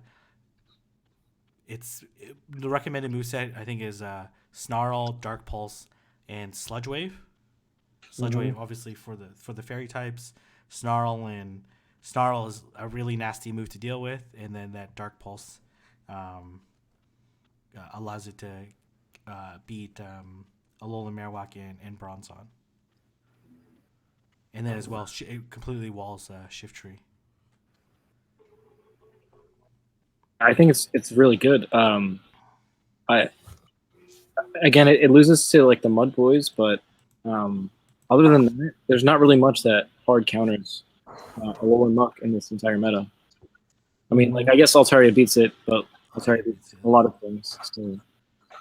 Yeah, Altaria beats a lot of things, but it's still good. Like if you let too many Dark Pulses go through, it's gonna at least do some damage. And as well, there's like lots of different movesets that you could potentially play. Yep. I do think Snarl's probably the right answer, but it's certainly a consideration. Yeah, I like it too, and I think speaking of the Altaria matchup too, Altaria doesn't get to Sky Attack as quickly as a lot of the other flyers, and so you're going to put a lot of shield pressure on Altaria, and it's not going to really have the ability to farm too much off of it as well. So yeah, I like it with Snarl too. I think Toshi was definitely an advocate of Alolan Muck ever since Virginia. Yeah. Good. And then my team is also weak to Noctowl because of it beats Wishcash, beats Alolan Marowak, beats Shiftry, but then loses to Bronzong and Alolan Ninetales, and obviously even with Noctowl. And then there's some spicy picks. These ones are not, I don't necessarily that relevant. Loses to Graveler and Golem. Apparently my team is weak to that. But those are like legacy Mudshot versions, so I don't think overly relevant. Yeah, I don't think anyone's going to be bringing legacy Mudshot Golem in the Great League in the Fusion Cup, so should be fine. Is that good? Because I have one, but it's not good, right? I have a double legacy. It's not good, right? No. You have a double legacy? You can just trade it to me. Yeah, for the battle, just when we're in Orlando, just trade it to me. Yeah. Okay. We're good. Don't want it. Don't worry about it, right? Okay, so for the battle, since we're on you, what would be your team of 6? Well, I totally stole your team last night, King. So we're gonna pretend that that's not what I'm gonna use right now. I had a very similar team. I was trying Wigglytuff just for the Alolan Marowak. Okay. Why don't you talk about the team that we tried practice against me last night, and what were let me find it. Pros and cons with it. Okay. All right. Okay. So, God, is that the same one? It was really, really close. Looks like I already had a very similar team to you. Yeah, you had Alolan Sandslash. I had. Shiftry. Oh, that's who I mean. Yeah, Shiftry, Alolan Sandslash. I had Whiscash. I believe I had Altaria, and I changed to Noctowl. I'm looking for the. Do you have it? I'm looking for it. No, you never sent to me, but I just remember. No. It was Wigglytuff, Alolan Sandslash, Shiftry, Cash, Altaria. I believe I was trying out Heracross. And I think the biggest flaw in that lineup was its inability to reliably take out Alolan Ninetales. Yeah, it was super weak to Charm. And so I ended up changing. I went with, I liked the matchup of the Noctowl. It did a little bit better with Charm. I liked the Whiscash matchup. And so I changed to Noctowl. I believe I took out the Heracross just because it was another weak to Charm, and I was going to try to go no fighter route because I don't think it's 100% necessary if you're controlling like the Whiscash and the Sandslash with something else. Yeah, I think a definite lock is Whiscash. I think we're going to see a Whiscash on almost every single team. I think Shiftry is going to be probably on like 90% of teams once people figure out how awesome it is, and probably Bronzong. Yeah, Bronzong is going to be a lock. The other three are going to. I'm not 100% sure, but it's pretty close to yours already. Okay, all right. HouseStark, we'll move over to you. What would be your team of 6 if you were to make one tomorrow? So I kind of have this team that I've been fooling around with. So it has Whiscash, Altaria, Poliwrath, Shiftry, Ololan Sandslash, and Charizard. So Charizard. Okay. Okay, tell me how you've been fighting Charizard. Well, I just started trying it out today, and it beats it beats all the ice types, which is nice. It does lose really hard to things like Probopass and Swampert, but I do like the fact that it like counters all the Altaria counters really well, like especially like Alolan Ninetales and Alolan Sandslash and Bronzong. At least like it can farm them down if it like switches in on them and stuff like that. Yeah, the biggest issue with my team is that it's pretty weak to Whiscash overall. I mean, Whiscash has a good matchup against like half of my team, but it can flip a lot of matchups because of that. Like the energy generation on Mudshot is just it's so ridiculous. Mm-hmm. But yeah, I've really just been liking the Poliwrath and Shiftry core with either Charizard or Sandslash to counter like the Charmers. Yeah. All right, perfect. Okay, how about Caleb? Turn over to you. Yeah. So line I was practicing for a while is Ludicolo, Shiftry, Double Grass, Whiscash, Bronzong, Alolan Sandslash, and Altaria. It's giving me pretty solid coverage for almost everything except for Charizard. So Charizard matchup's a little more dicey, but for the most part, I liked it just because almost everyone's going to run a Mudboy or Whiscash. So Ludicolo is pretty solid for that. Ludicolo also has pretty good matchup against Alolan Marowak. You have to figure out when they're using Shadow Ball. If you shield it properly, you pretty much have that matchup. Yeah, so that Razor Leaf damage cuts through the Mudboys pretty quickly, and then Shiftry can cover pretty much all the other like Bronzong and a lot of the other tanks. But yeah, I ran a decent amount of double grass lines, and it worked okay. If you safe switch Shiftry, you usually could pick up a lot of matchups if they're a little bit slow on the switch, or depending on what they have in the rest of their line. But yeah, Ludicolo is definitely the spice pick there. That is a very spicy pick. Wow. Yeah. I'm like, my turn for Caleb. 100% there's going to be a pick. I definitely was not expecting the Ludicolo. Yeah, it is. I would say Ludicolo is very weak to Shiftry because it's taking neutral damage from Leaf Blades, and those Leaf Blades come out quickly, and you just can't get to Ice Beam fast enough, even if you double shield. All right, perfect. Okay. Taylor, FP6, the one we turn over to you. Yeah. So I still have yet to have my weighted timeless cup. That's like January 5th. So have you done like 6 tournaments? Like I feel like every other day I see like swept another tournament. Right? Yeah, but they're all another unweighted. Undefeated win. Right? Yeah. So my big one is on January 5th. So once that happens, I'll be able to go full on fusion mode. So I've only started practicing fusion matches like 2 days ago. So this is all very fresh stuff to me. But the team of 6 that I've constructed so far is Bronzong, Whiscash, Poliwrath, Venusaur, Altaria, and then Alolan Marowak. And so, like, looking at the weaknesses that I have, like, Noctowl is definitely going to be a weakness that I have, but luckily, like, Altaria and Bronzong is going to be able to cover that for the most part. But with this team, I really only have, like, one solid, like, anti-flyer that's fairly bulky, which is the Bronzong.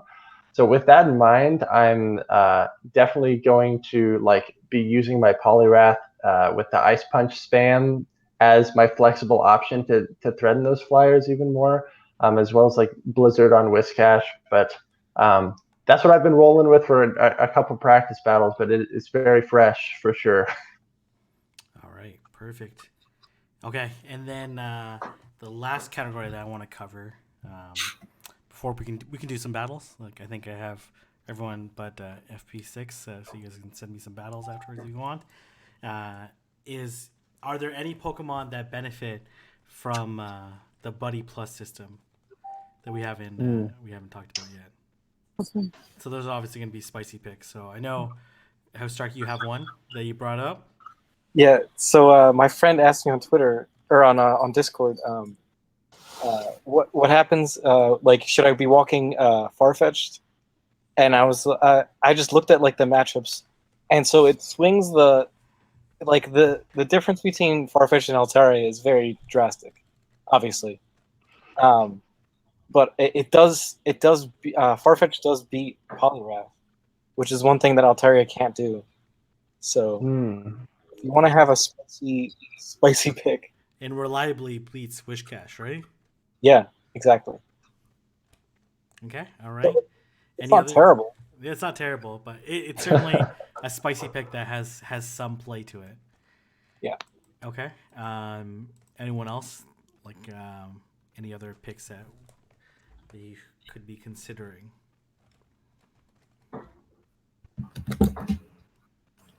Kind of look down the list. I guess you can get a better Murkrow.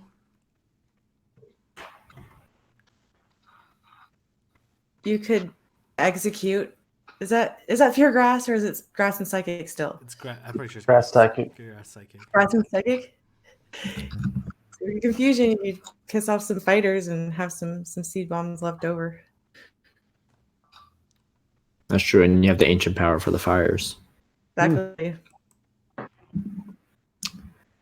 Personally, I won't do that, but I think that's something to consider. People are pushing for it.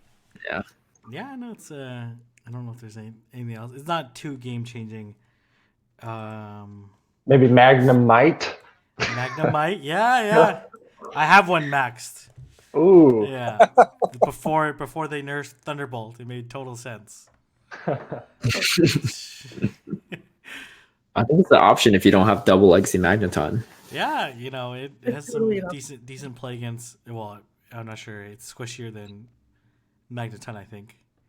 Yeah. Even at level 45. Oh yeah, maybe not level. Let's see here. I think even at level 45. Let's see. Magnemite, Magneton. Yeah, it's still squishy. Oh my gosh. It's harder though. It's harder at level 45 than Magneton. So. All right, that's something. And it beats Magneton in the 1 and 2 shields. Oh, so, there you go. Something to know. Yeah. Let's see here. Nope, loses. Okay, it loses badly to Altaria. Okay, that could make sense. What's Yanma's max CP? That's not a thing, right? Yanma? It's like just barely under. Actually, no, it beats. No, it loses. Okay, even Thundershock. Oh, interesting. Okay, that's at level 40. Okay, let's see, level 45. Yeah. Oh, okay. That's. Okay, yeah. Magnemite can beat Altaria. No way. At level 45. That's something. Well, and loses at level 40. So, not high recommendation. Yeah. We also don't know for sure if Sylph's gonna ban the buddy. Oh man, I hope so. Okay, what do you guys think? Should they ban it? I don't know, but it would be bad to walk a Magnemite for that long and then just to get banned the day before your tournament. I don't think they should ban them. Yeah, I don't think so either, but I don't know. I think it's a good way to incentivize people to walk around. So I don't know if they can ban it, or they can ban it, but it's like, did they ban it? I think it's already limited, being that you can only have one, and it's got to be your buddy too. I mean, yeah. I don't think it's necessary at the moment. We'll see how much it shakes out. Well, what if you have multiple for a cup and you're switching in between battles? Oh, I think they had this debate on Twitter. They had this debate on Twitter, and LC from Self-Arena said that you can't do that because that means you're registering a Pokemon. You can Oh bluff. yeah. You're registering a Pokemon Oh. that you don't have at that Mhm. point in time when you're registering, and then, Yeah. then you can't subsequently then create it. Just like you can't bluff. You can't, for example, you can't bluff that you have a Bastiodon. Then someone can trade you a Bastiodon halfway through the tournament. You can't use that one. Mhm. Right. But it sounds like they're going to clear up the rules anyway. So Yeah, I think they yeah, definitely need to. buddy system's not going to be game breaking, even at +5 levels. If it's like +10 levels, I don't even know. Like to be honest, most of these Pokemon at the lower CP, like I don't know necessarily any of them that have like this game breaking moveset, Yeah. right? So Yeah, +10 levels can definitely be very costly and very annoying. Like Chinchou has some interesting movesets actually. Chinchou. Yeah, I mean it's not. I don't. Is that eligible for this cup? I'm not sure, but it does have some. I don't know. Wow. Spark, Bubble Beam, Thunderbolt. Could be interesting, but Bubble Beam? Did I hear Bubble Beam? yeah, with Spark, it's very spammy. Interesting. okay, are you guys ready for some battles? Let's do it. Okay, who wants to battle me first? I'll transition here. I'll bow to you. Okay, all right. I'll post it in the Discord, my team. Yeah. You can send to me, and then let's see here.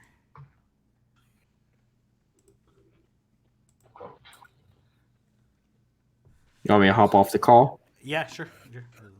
And then how about we'll have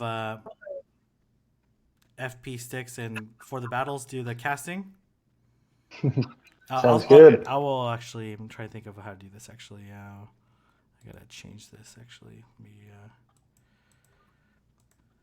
I'm gonna switch this. All right. Right here, and then I'm gonna share my screen. All right, let me hop off. Yeah, no problem. Okay, and then I'm gonna share my screen so you guys should commentate off of the real time. Okay. Right. Okay.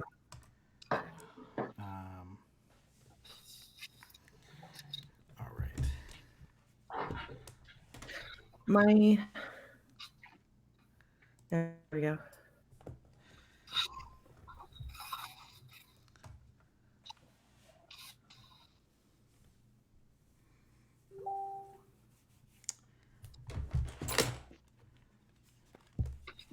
Oh man. Okay. This is a tricky team to deal with. Oh my. Yeah. God, man. All right.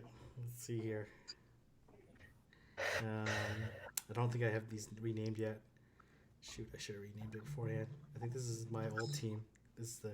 Let's go. Let me think here. Man, there's so many ways you can punish me with this. Yeah. Leave that screen up so I can see your team. I'll rename my team afterwards. Oh man, I have no idea how the Ludicolo Ninetales matchup goes.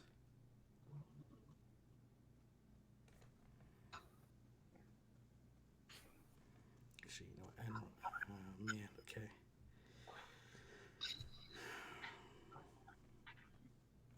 What am I worried about? Oh man, okay. I do not feel good about this. Okay,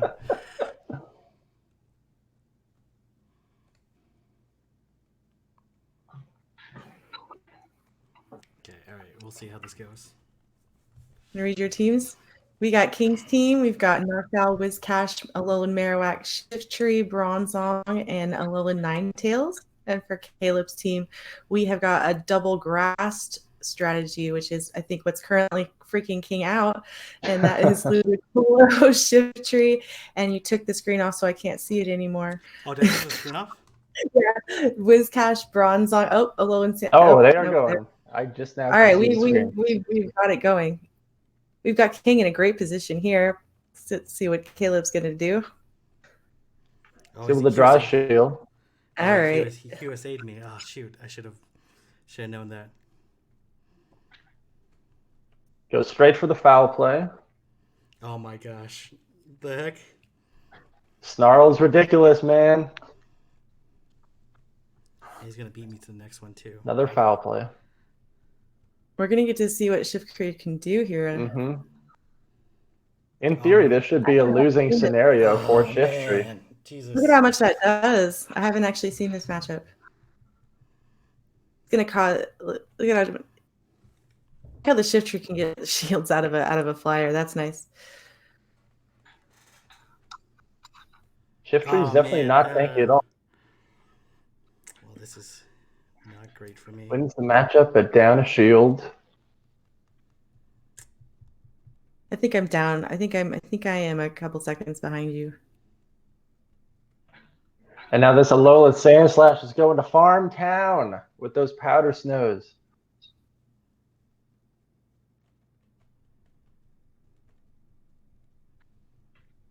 Alolan Sand Slash has a lot of energy banked now. King is out of shields. Caleb swaps into his Whiscash. So now we're going to have to see how this matchup plays out. I was Ninetales energy against the is so Whiscash. danger. I hope he just QSAs me the whole time. Never throws the boo. It's going to be a flurry of mud bombs coming. Come on, let me get this through. Oh my gosh.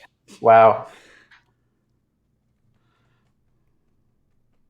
And this mud bomb's actually gonna do a pretty good amount. Are you gonna be able to charm down? Commit to farming it down? That was a risk. Well, yeah, I guess I need to farm this. You had to, I think.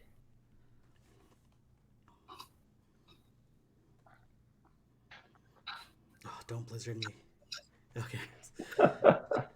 Gets one last mud bomb before it goes down. Oh, there's that Lowland Sand Slash again. Let's see here. I can survive. I think it'll take 3 to KO me. So Yeah, at that health. I think I'm okay. He's gonna shield here, and I have enough for another one. And I think I KO at this range. Oh man, he got another powder snow through. Does this KO? Does this KO? Yeah.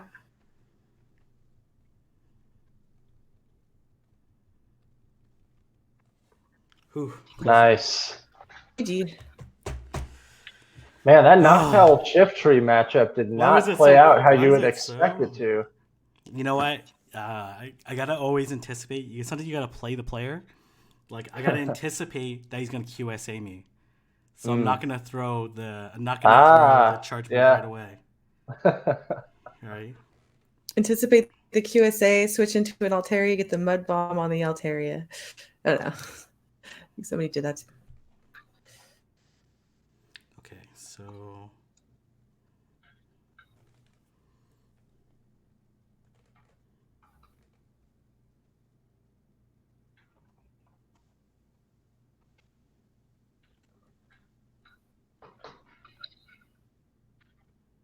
man, what else I have on my team?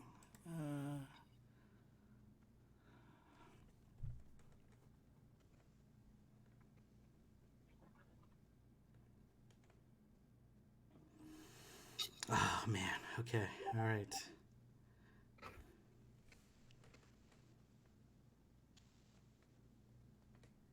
He had Wishcash and Shift Tree and Sand Slash last time. Mm-hmm.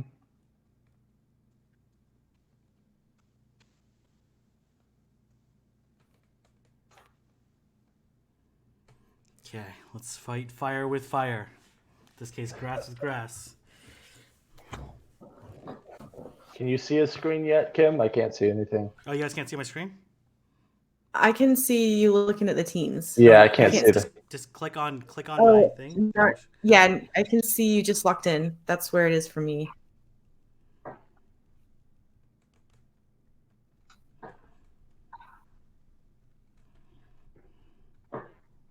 Oh yeah, this is terrible. Oh, God. I think I get 2 foul plays off though. Didn't we just discuss this? Something like this.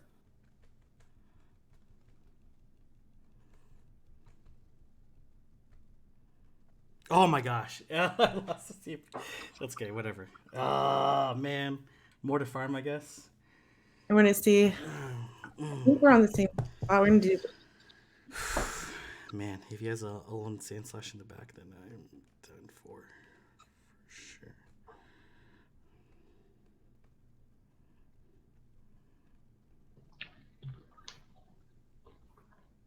Oh man. Okay. Yeah, I still can't see anything, Kim. So this is all you. Oh, you can't. I'm not sure if we're on the same spot. That's what I'm trying to decide. Sorry. Yeah. It's actually, I'm not on Streamlabs. Okay, there you go. There we go. Yeah, sorry. I was looking at the team. Okay, my bad. Getting a Psyshock on the Ludicolo. Is able to draw the shield. Yeah, I'm in a totally different spot. All right, now we're caught up. Okay. Ice, is this Ice Beam? Yeah. That's good. It's gonna hurt. Noctowl is bulky though. We're in this matchup again. The spamminess of foul play from Shiftry is gonna outpace the sky attacks. Yeah, you won't be able to get to. You will not be able to get to. That's actually good for me, right? Because he fired off. You're gonna be able to, yeah. Oh, he leaf blade. Oh wow! Oh man! And you were within range of a leaf blade. He's got a little bit of an opportunity to farm. You're gonna have to shield this with that tax stat. Shiftry spamminess is ridiculous, man. And you calm it down before it gets to it just takes one. That's nice.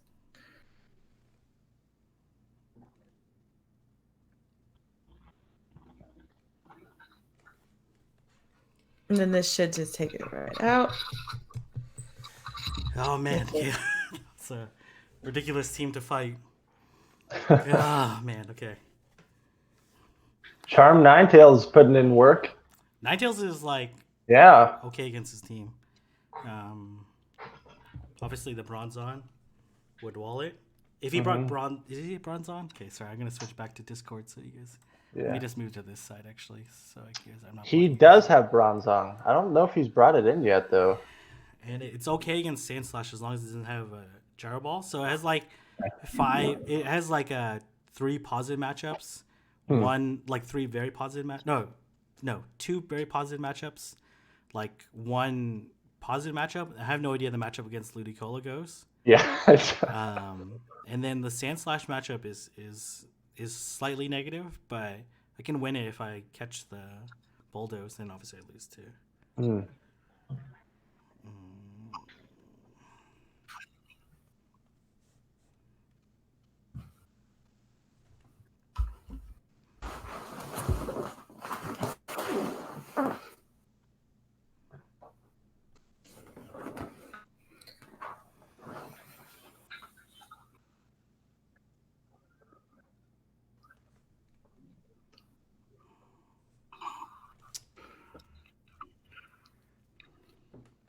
Man, Shiftry with Snarl just offers you so much more flexibility.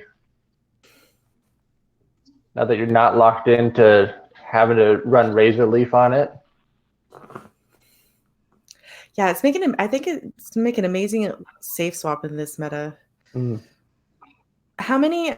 Last night we were talking about how many. I think it's 3-3-3-2. The 4th Leaf Blade takes 2. How many is it to Snarl? Is it cut off? Is it cut down? To the foul play? Amazing. Oh, yeah, sorry, to foul play. Just amazing. All right. Oh man, he got the Ludicolo swap in. Oh man, that sucked. Pretty quick on the switch. That sucked. That's terrible. And you can see the benefit to having a Razor Leafer in this cup. He's just half a Pokemon in about 1 second. Oh my gosh, you got to the Ice Beam too. Oh man, I suck at counting today. Oh man. Okay. It's hard to count Razor Leafs, man. Ludicolo's just sitting there dancing the whole time. Switch. Okay. All right. This is definitely a terrible idea. Oh man, You got a lot of energy at this point. King has Yep. a bazillion and a half energy going into the next Pokemon. He's definitely gonna come in his shift tree, maybe.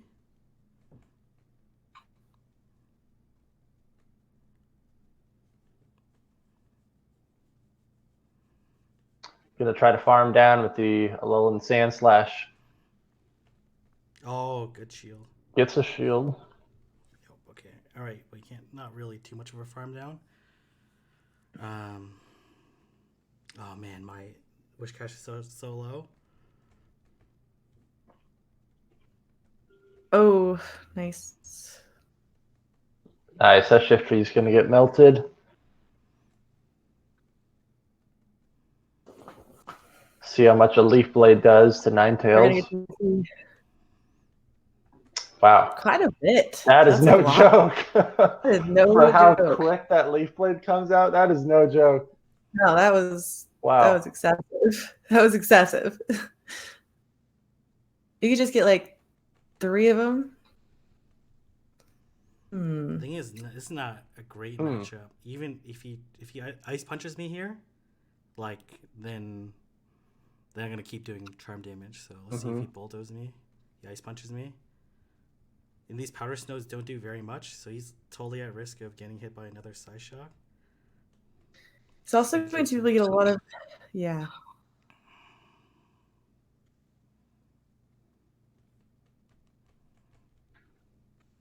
Got the last shield. right into the waiting mud bomb. Nice play. Nice, yeah. That's why I like the matchup is not Alolan Sand Slash.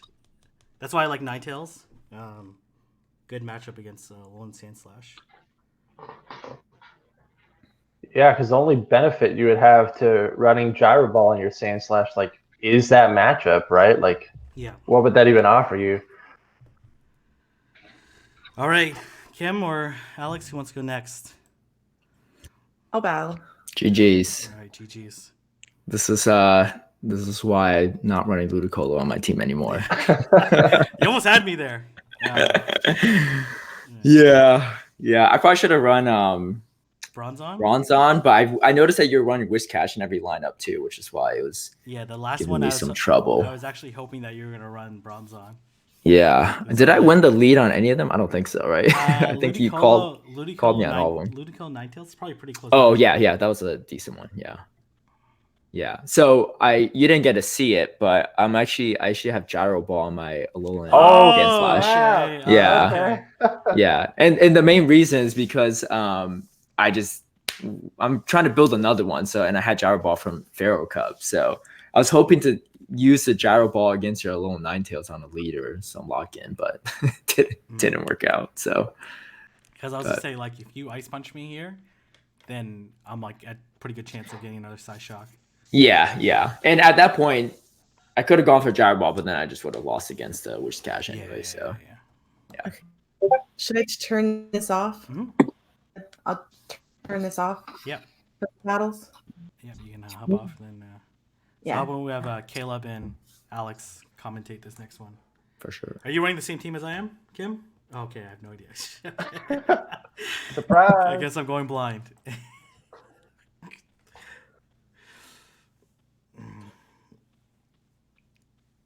See what Mari's been. Thank you. Here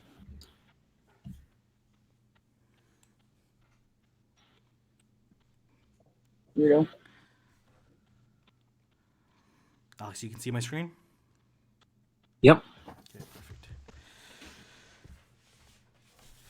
I have no idea what...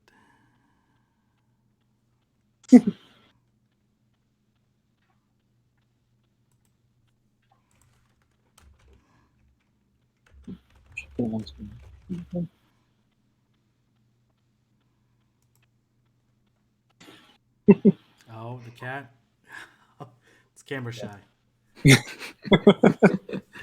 All right. He's good at battling when the camera's off. So. Yeah. All right. So it looks like we got this Hoot here. Going for the evolution. Going for the fast catch. Flawless. Excellent curveball. Ultra Ball. Shiny check. Ooh, another excellent. Now I'm just flexing, right? Watch out. We get 3 in a row. Yeah, probably not. This is a weird Yeah, distance. Puchiana's pretty small. It's not that I throw it that often at Puchiana. Oh. This Shuppet's weird too. Shuppet's very weird. Shuppet's weird. So far away. Man. If you could get execute, I'd be impressed. Oh, man. That's a hard one. I don't know, I feel like Shuppet's harder than execute. Yeah, I in don't some ways. Dunsparce is actually a pain too. What's It's so happening? Kim, are you sending What's me? happening? Are you sending me, What's Kim? happening? I don't know. I sent you my team. It's okay. Just send me on Discord. Okay. Yeah, just put in the fusion sub channel. That way we can see it. Yeah. Okay, I'm trying to stream snipe right now.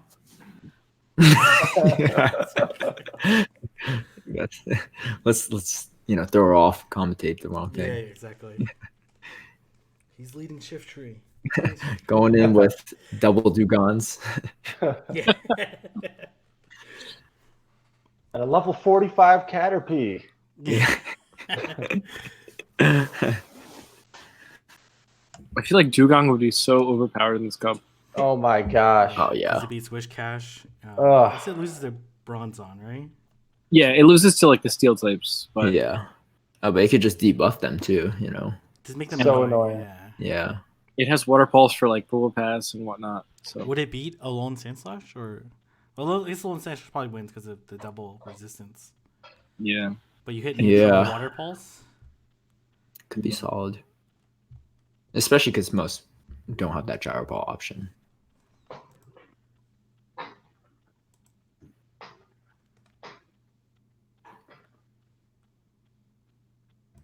What I really want to see was the Wormadams because they keep banning them every cup, but I don't think they're that good. Worth like maybe ban like one of them, but banning all of them doesn't seem like it's worth it. so I was watching the interview with Drumps Yeah, that Go Stadium did, and they said, or Drumps said that they wanted to ban the Pokemon that you have to max to like level 38 or whatever. gotcha. They wanted this to be like a cup for newer people to be able to join in and not have to spend a ton of Stardust. So that's one of those Pokemon you have to like Right, really invest a ton of. Okay. that makes more sense. Okay, That's from what I understood. That makes sense. Okay. yeah, because it was like everyone should have plenty of candies after a recent event, but Mm-hmm. that makes more sense on the dust value. But if it's not game breaking, why not just allow it? I don't know.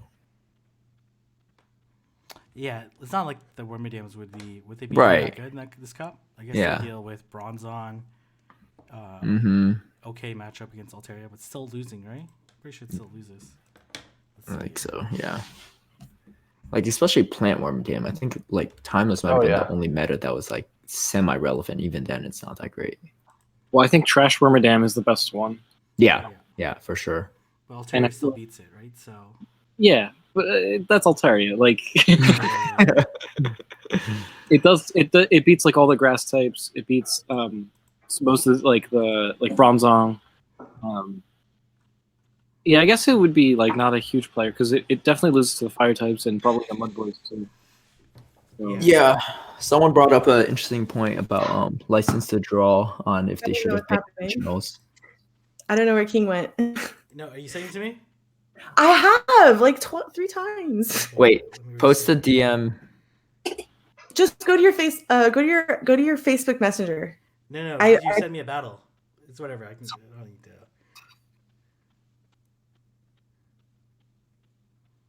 Okay, I'm gonna exit this again. Go to your Facebook, King. And then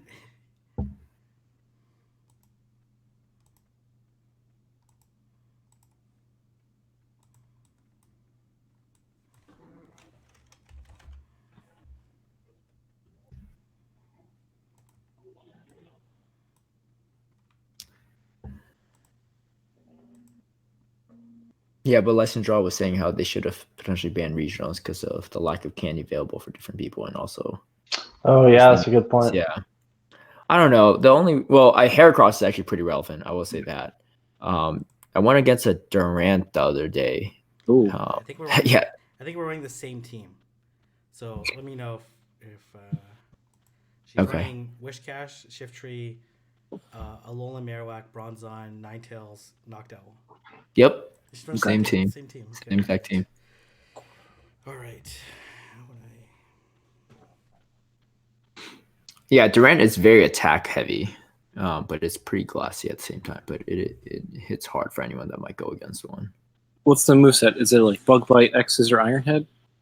Yeah, I think it has Stone Edge, dude. Let me double check. You definitely get Stone Edge, but I don't know what the other fast move is. Yeah, Bug Bite with Metal Claw. Most people are going to run Bug Bite, and then Stone Edge, X's, and Iron Head.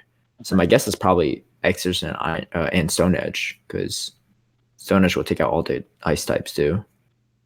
Right. Iron Head does get stabbed, so I'm not really sure. Well, you probably want Stone Edge just for the flyers. Mm-hmm. Being able to one-shot a Charizard is pretty nice. Yep. Exactly. But with Bug Bite, it takes probably so long to get there. That's true. Yeah. But how many people are running Fire Spin Charizard over Wing Attack, right? So that's one potential. Well, that's also accessibility. Sorry. Or like Air Slash Charizard. Right. Yeah, because some might be running Air Slash with Blast Burn, right? Gotcha. So, but yeah, it resists a bunch of stuff too. So, yeah, Bug and Steel type is very good. It's a very effective type. Good defensive type. All right, so we're locking in with Bronzong, Alolan Ninetales, and Noctowl. See what happens here. Okay, I'm about to get mauled here. Please don't bring Alolan Marowak. Okay. This is not a good lead. Yeah. But answers in the back. So that's fine. So immediate switch into, I'm guessing, Noctowl, yeah. All right. Well, these. Okay, this is. Oh. This is not terrible. Yeah, those Sky Types are going to do quite a bit of damage. I mean, Charm hurts as well. Yeah, for sure. Yeah, you'll just be able to put on quite a bit of shield pressure. Yeah. So I think you can potentially flip this matchup. Well, it's tough because. Yeah. Well, King's just trying to save up more HP to farm later, clearly. All right, so I'm expecting a Sunshock here. And it looks like King just... Okay. Yeah. Okay. So, all right. Right here, we could put Kim in a bad situation where she either has to lose this switch or has to go down 2 shields. Which is not... Yeah, so... That's probably the right way on her end. Yeah. Yeah. Although, this is a good situation for King, too, because he doesn't have a lot of HP on Noctowl for whatever to come into farm. Yeah. Could be Shift Tree. Oh, okay, yeah. You could definitely get to... interesting. Yeah. Wow. She switched in and went straight for the charge move, so that was really a play. In order to get more energy on that Whiscash. Right. But I think the problem now is she's switch locked, and it's Alolan Ninetales is just going to... Well, it's tricky because that Wishcash... Yeah. So the Bronzong is pretty much useless at this point. So all you want to do is eat the charge moves on the Bronzong. Yeah, that was a great switch on King's End right there. Eventually, you could get up if you get to Psyshock. That could still definitely put some pressure on. Yeah, but here you want to save your shield for Ninetales. For sure. All right. There goes Bronzong. Yep. And this is pretty good. It'll be close because Whiscash has some energy saved up from before. Right. So it looks like he's going to go for the double Mud Bomb here. Okay, come on. Please, let me get this jump through. I'd say come on. King should probably QSA right here if possible. Nice. Oh, we got the charm through. Lock my screen. Okay. just rage quit. So now, do you go for it? Do you go for the charge? I would. No, I would not. Just charm all the way through, just because you're not going to get to a second one. Right. And that way you won't give up a mud shot. Yeah. And I think at this point, unless she's going for a double. Which it could be doing. But I think she's like 1 away, probably. Oh, close. Nice play. Wow. Very good place. That farming on Noctowl was smart. That that was the right play there. I think it could have been tricky if I probably should have. Yeah, well, because she didn't know you had a Ninetales in the back. So yeah. But I mean, it worked out. But yeah, I think Bronzong was just too much of a liability in that matchup. Yeah, it just didn't line up right. Yeah. That was one of the reasons why I didn't play Bronze against King too, because Shift Tree and Wishcash can handle it, and a low Marowak. It's actually a very anti-Bronzon team. Now that I think about it. I feel like that's a lot of teams that I've faced recently. It's just Yeah, because everyone has Whiscash, and because Bronzong doesn't do as well against Altaria as other steel types, I haven't used Bronzong in a while. yeah, exactly. Yeah, that was the main reason why I brought a Razor Leafer, but against Shift Tree, that's also not a great situation. So Yeah, and because Shift Tree too, it beats Bronzong as well. I think the Shift Tree Wishcash. Oh man. Okay. Oh, Okay, we flipped that matchup. yeah. Let's see what chat's saying.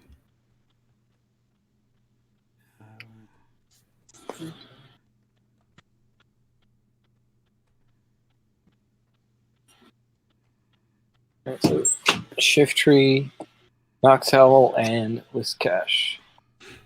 So it's very good coverage for most things in the meta. Yeah, Whiscash looks like it's the safe swap in this scenario.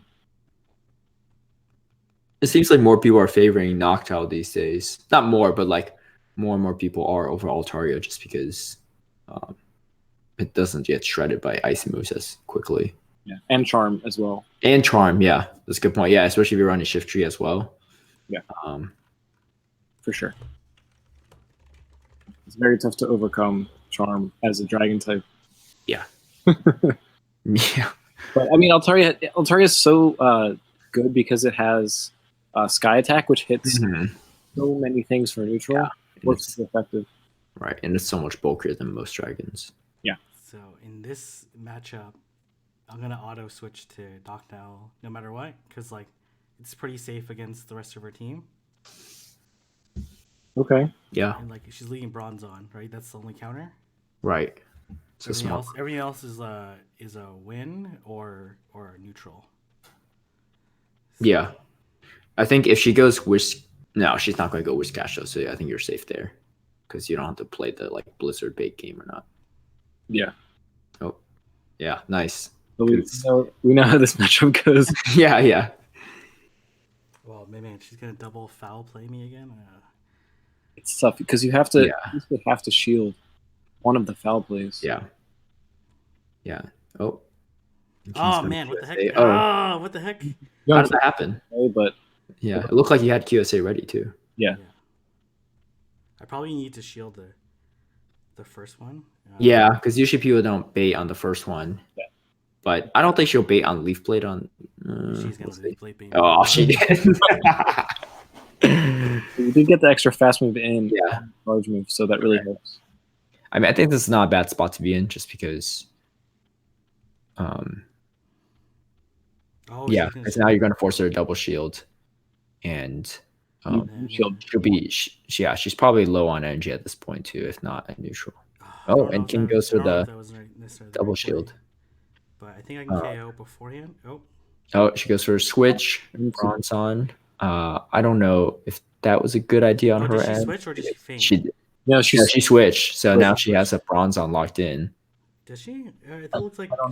She did. She did. Yeah. Oh, crap. So what now. Am I doing here? Okay, that's a terrible. I got confused there. Okay, you know what? Okay. The no shields confused me. Yeah. Either way, she's still locked in, which is a solid situation to be in. He still has Shift Tree with about 0 health. Yeah. Possibly charge move on it in the back. Yeah. But like this is why I love Shift Tree in this meta, because it just hard walls Bronzong. Unless they're running Heavy Slam. Yeah. Or Flash Cannon or something. Yeah, unlikely, but okay, let's see what she's running. I guess I could have farmed more. That probably would have been the better play. Yeah. That's all good. So she has a low health Shift Tree and now she's going in with Whiscash. Solid She's definitely because gonna sack it. yeah, she's trying to. She's gonna sack it, but it doesn't matter. Yeah. I think you're gonna survive this regardless, and then. Unless she hits me with 2, then I'll look like an idiot there. Well, you have a full health Whiscash in the back, but yeah. But I feel like that the Whiscash with more energy would win that matchup. Yeah, for sure. It would definitely been a lot closer. You would both have to like QSA a lot to. Oh, does she beat me? Does she fade me if she hits me with? Foul play is also 70, right? They're both 70, base 70 damage. I need to check that. I think so. I think they're 45-70 and 35-70. But Leaf Blade is so good. Yeah, that's ridiculous. Yep, foul plays. Yeah, they're both 70. So matter there. Yeah. All right. Tiebreaker here. Wow.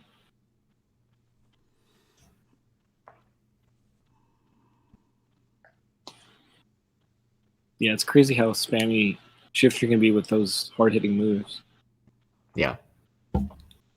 Especially about attack stat. It's just ridiculous. Yeah, definitely.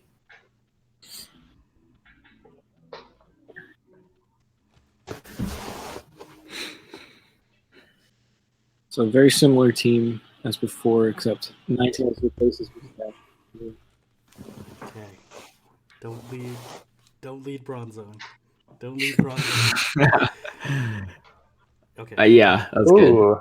I think this is a good call because after the last matchup, she's probably gonna realize that Bronze is not easy to bring against your team. Yeah. It's too slow on the switch.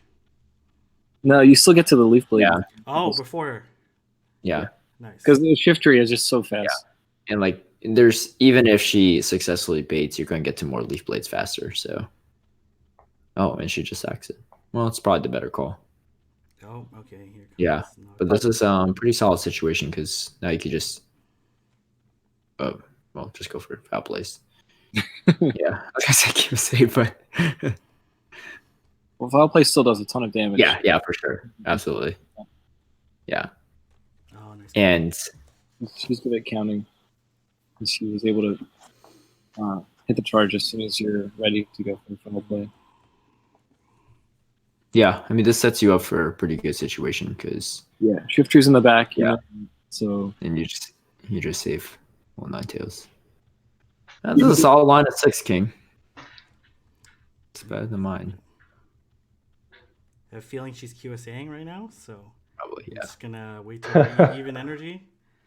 And then should be okay. Oh, she doesn't back to back. I should have QSA'd actually, to be honest. There's no harm in QSAing later. Yeah. Yeah. Right. And Exactly. If she switches, like It's a shift tree, so that's gonna take a hard hit. Yeah, so now I think she has all shields down.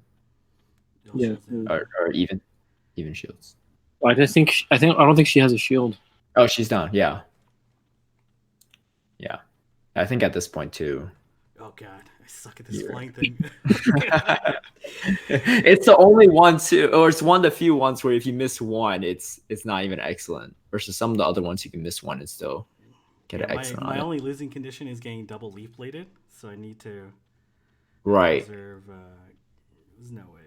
No, I don't think so.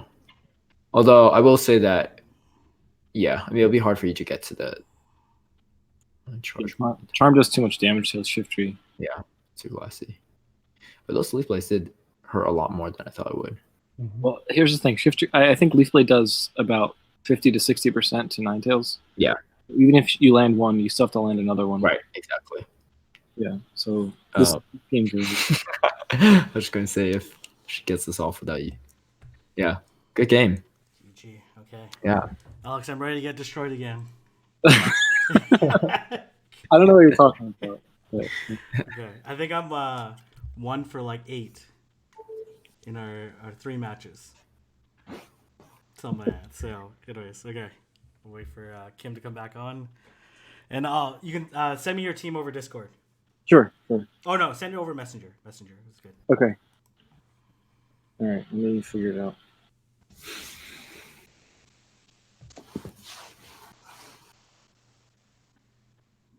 ran some pretty risky lines though. Like if she would have led Bronzon, I probably would have lost. Yeah. I have like no counterplay. Yeah. But I mean, the thing is, your team's very good against Bronzon, so it's hard for someone to feel comfortable leading that. Yeah. Which is, I think it sets you up really well with Alone Ninetales. She played the first match really well. That was actually one of the most brilliant moves I've seen in a while. Yeah. Just a little bit of farm. Yep. Right. Wait until like I had the Sky Attack come in foul play. Yeah, that was pretty impressive. And then the double mud bomb self piggybacks in the end. I think she did that twice too, actually. But yeah. She played every way to potentially win that matchup. Is Kim gonna rejoin? Or... Okay, what are they saying in the chat? Hey. Hey. Good games. Good games. Okay. All right. Alex's team is Lone Sand / Charizard, Poliwrath, Shiftry, Wishcash, Altaria. Right. Do you want me to send to you, King? Or... Yes. Yeah, send to me. All right. I'm leaving the chat. Okay, sounds good. Okay. All right. Okay, guys, I'm about to get 3-0'd. All right. Let's do this. They have a decent team against him. Bronzon and Alone Ninetales can handle. Well, I actually don't know what the matchup for. I have the one matchup I don't know is the Charizard Noctowl matchup. I'm assuming I win, but Noctowl beats it. Even with wing attack Charizard, unless they like land an overheat or something, it's just Noctowl so bulky it could take the Dragon Tails or Dragon Claws. But yeah, most Charizard users will probably QSA against a Noctowl just because he can get to the Dragon Claws a little bit faster. He has like a decent amount of Shiftry counterplay, like Lone Saint / Charizard in Altaria. And then Poliwrath is probably pretty close. I think I actually lose to Poliwrath. And then it's only for Wishcash, so I feel like he's always going to safe switch Wishcash. That's like the smart play. But I'm wondering if Poliwrath should survive a Leaf Blade pretty comfortably, right? I don't know. Let's see.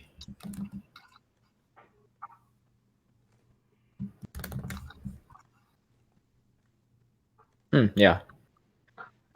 Yeah, Poliwrath can definitely tank the Leaf Blade.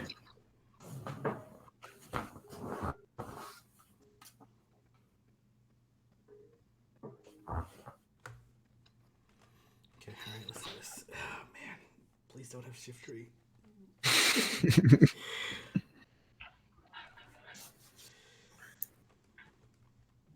Okay, Wishcash. All right, love Wishcash Mirror. It's good. Could be interesting once we start QSAing. I guess I should QSA. Yeah, or just straight Blizzard. Let's see if he's gonna Blizzard me. Yeah. He might. Yeah, he's gonna Blizzard me. Lands the Blizzard. Oh man, he got the mud shot through. I should have QSA'd there. I don't know why I didn't.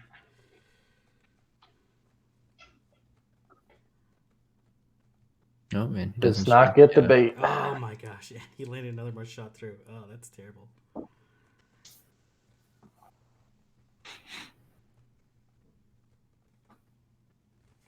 Depending on how low this Wishcash gets, though, you could potentially Do I survive? I don't know actually. slight farm. It's gonna be super close. Yeah, you do though. And Oh, nice. yeah, I think he might have a little bit more health left, so he'll probably survive with a sliver, unless he decides to burn a shield, and he does. So this could be interesting because you can definitely farm it with Little Ninetales. Oh, okay, immediately. He goes straight for a switch. Oh, Interesting. yeah. Oh, Yeah. wow. Got him. Yeah. Yep. And he switch locked in.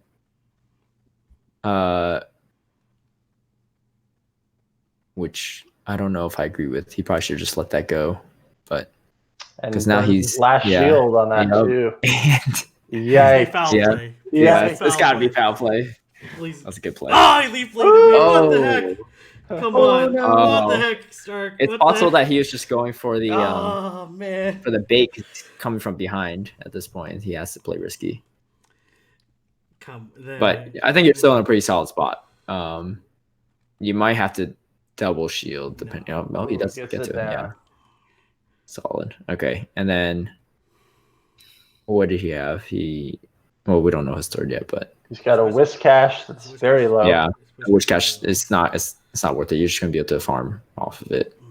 Oh man. Last second mud bomb. Yeah, but whatever. I'm gonna survive it.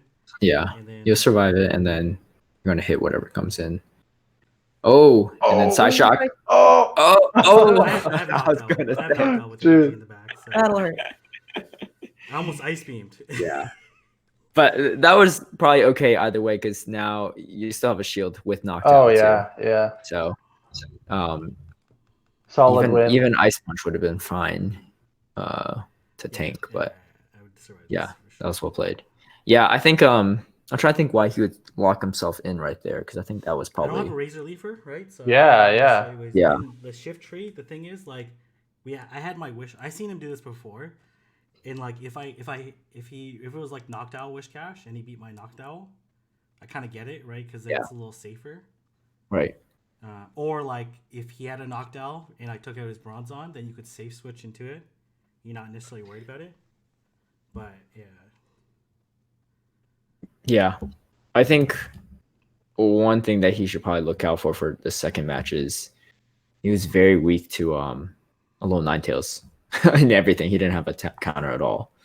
Like his best counter for low Ninetales was Wish Cash. Yeah, maybe Shift Tree if you have energy advantage. Like Polygraph's not going to beat that either. So Yeah. I think that was definitely either way going to be a hard uphill battle for him.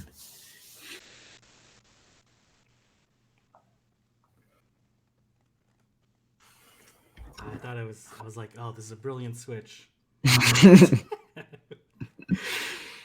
Well, I had 2 shields up, I guess. You go for the bait. Yeah, he had to play risky at that point because he was already in a tough spot.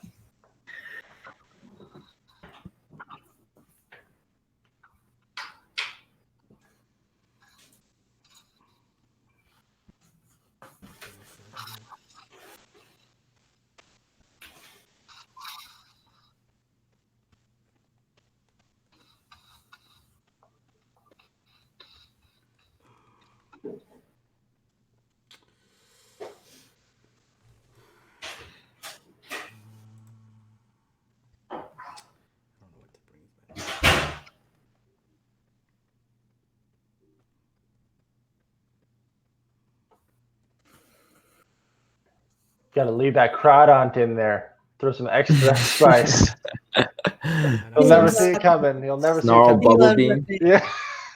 Yeah. Okay, all right. Let's see this. Yeah.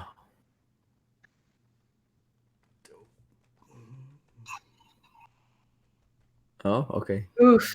The shift tree. Yeah. It's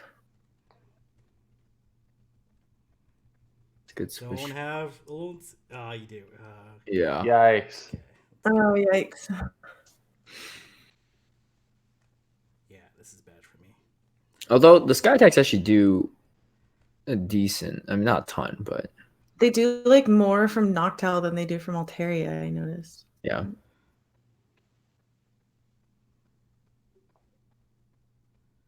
Yeah, but now you can pretty much farm with oh, and it didn't even go all the way through, but you can farm with Cash. Yeah. Oh my gosh. Okay, well, It's let's just, say it's I just did that building on up the farm, yeah. let's say I did that on purpose. Yeah, he's gonna take I mean, it's not the worst case scenario. Yeah. So, I wonder if does he have bronze on his team? He doesn't have bronze on, but he has Charizard. So if he has Charizard in the back, Okay, yeah. I'm definitely done for. Right. But if he doesn't have Charizard in the back, that's actually pretty solid because you're getting rid of his only low Ninetales counter.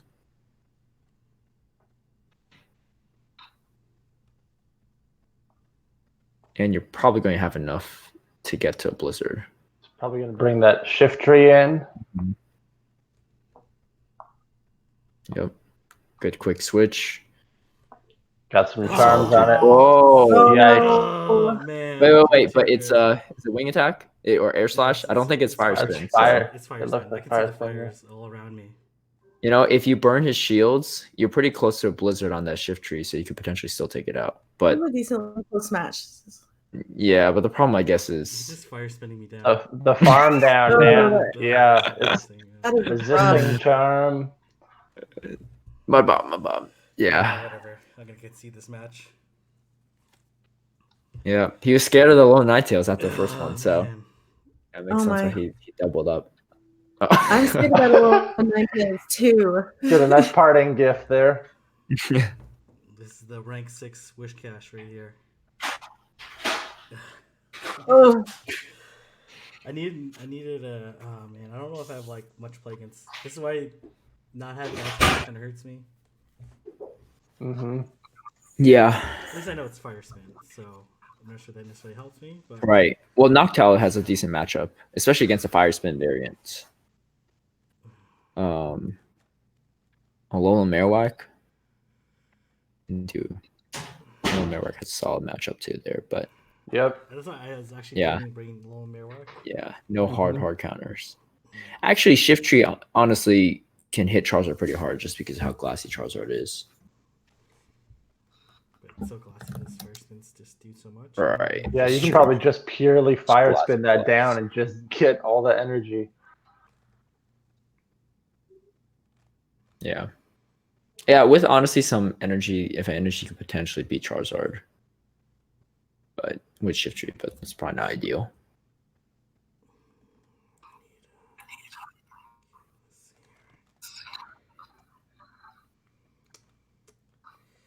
What's my team again? I don't have much play against Charizard. This is like what I was talking about earlier. I was like, my team doesn't have. Yeah. it's a tough team. Yeah, it's a tough team Yeah. for Charizard. Charizard and Charms a little bit. Like Charizard, Yeah. Charizard Shift Tree.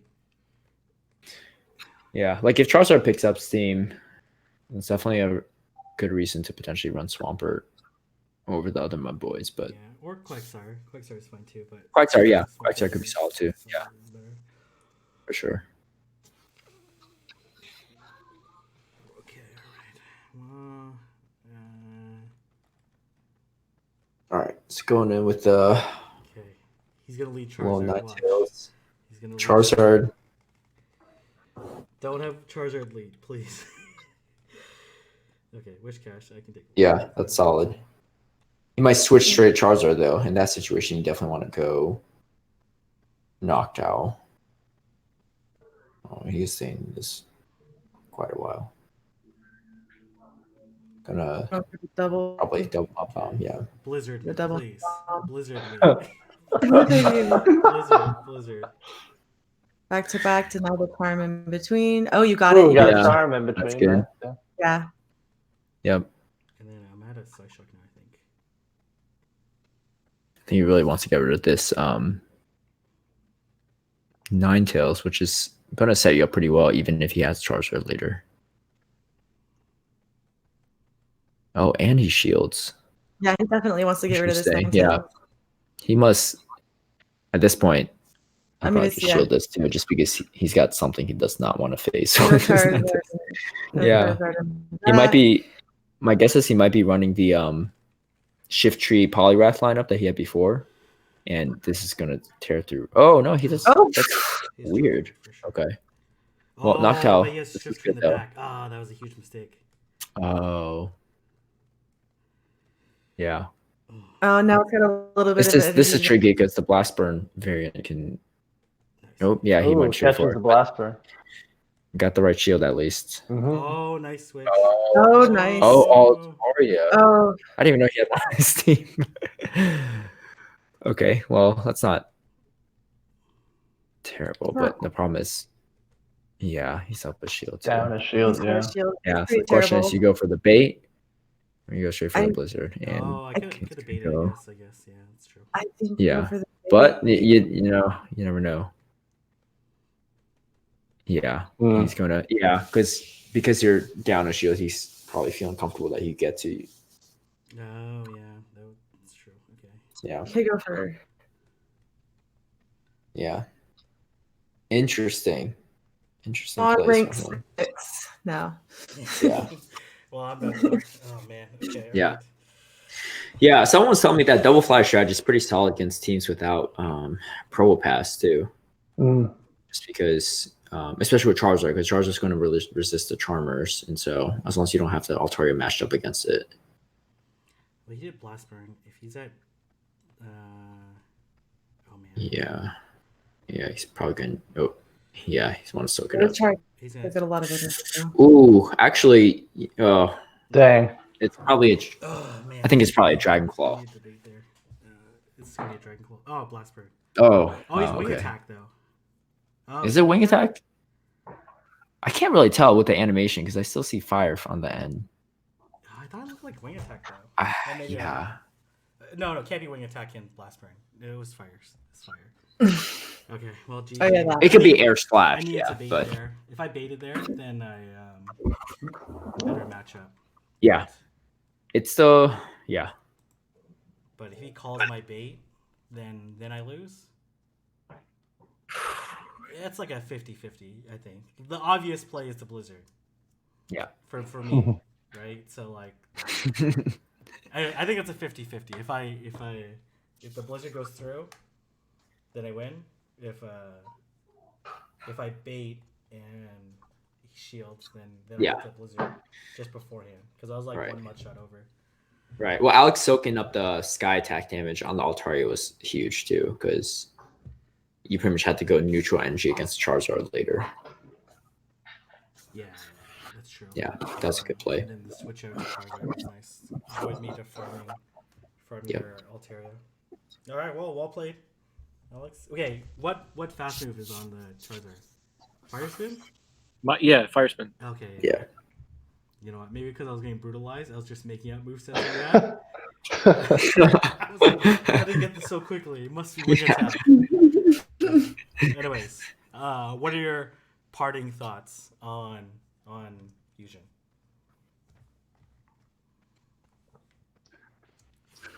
Well, after this discussion, I think I'm boarding the Shiftry hype train.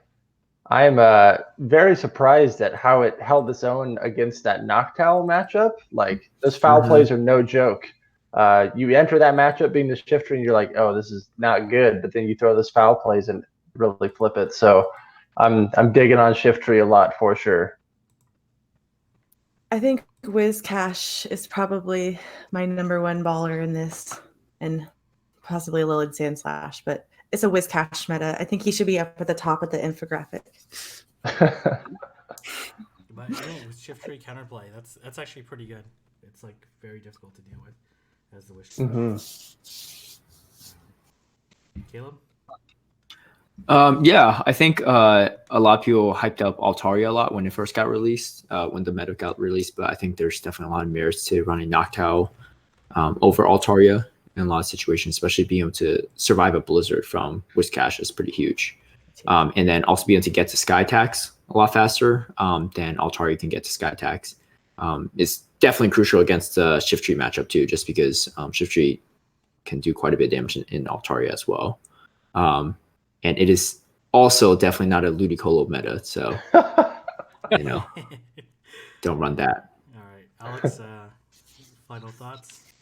Yeah, I think Alolan Ninetales definitely surprised me how good it is. Like the Alolan Sandslash mashup, you think like Alolan Sandslash has that as like a win, but you really do have to like land a charge move other than Ice Punch in order to win that matchup. So it's a really good Pokemon. I think it's going to surprise a lot of people. All right, perfect. Well, thank you, each of you, for joining. And best of luck in your tournaments, and best of luck everyone for tuning in. All right, Thanks. Cool. Okay. Great, thank you. Yep. Thank you.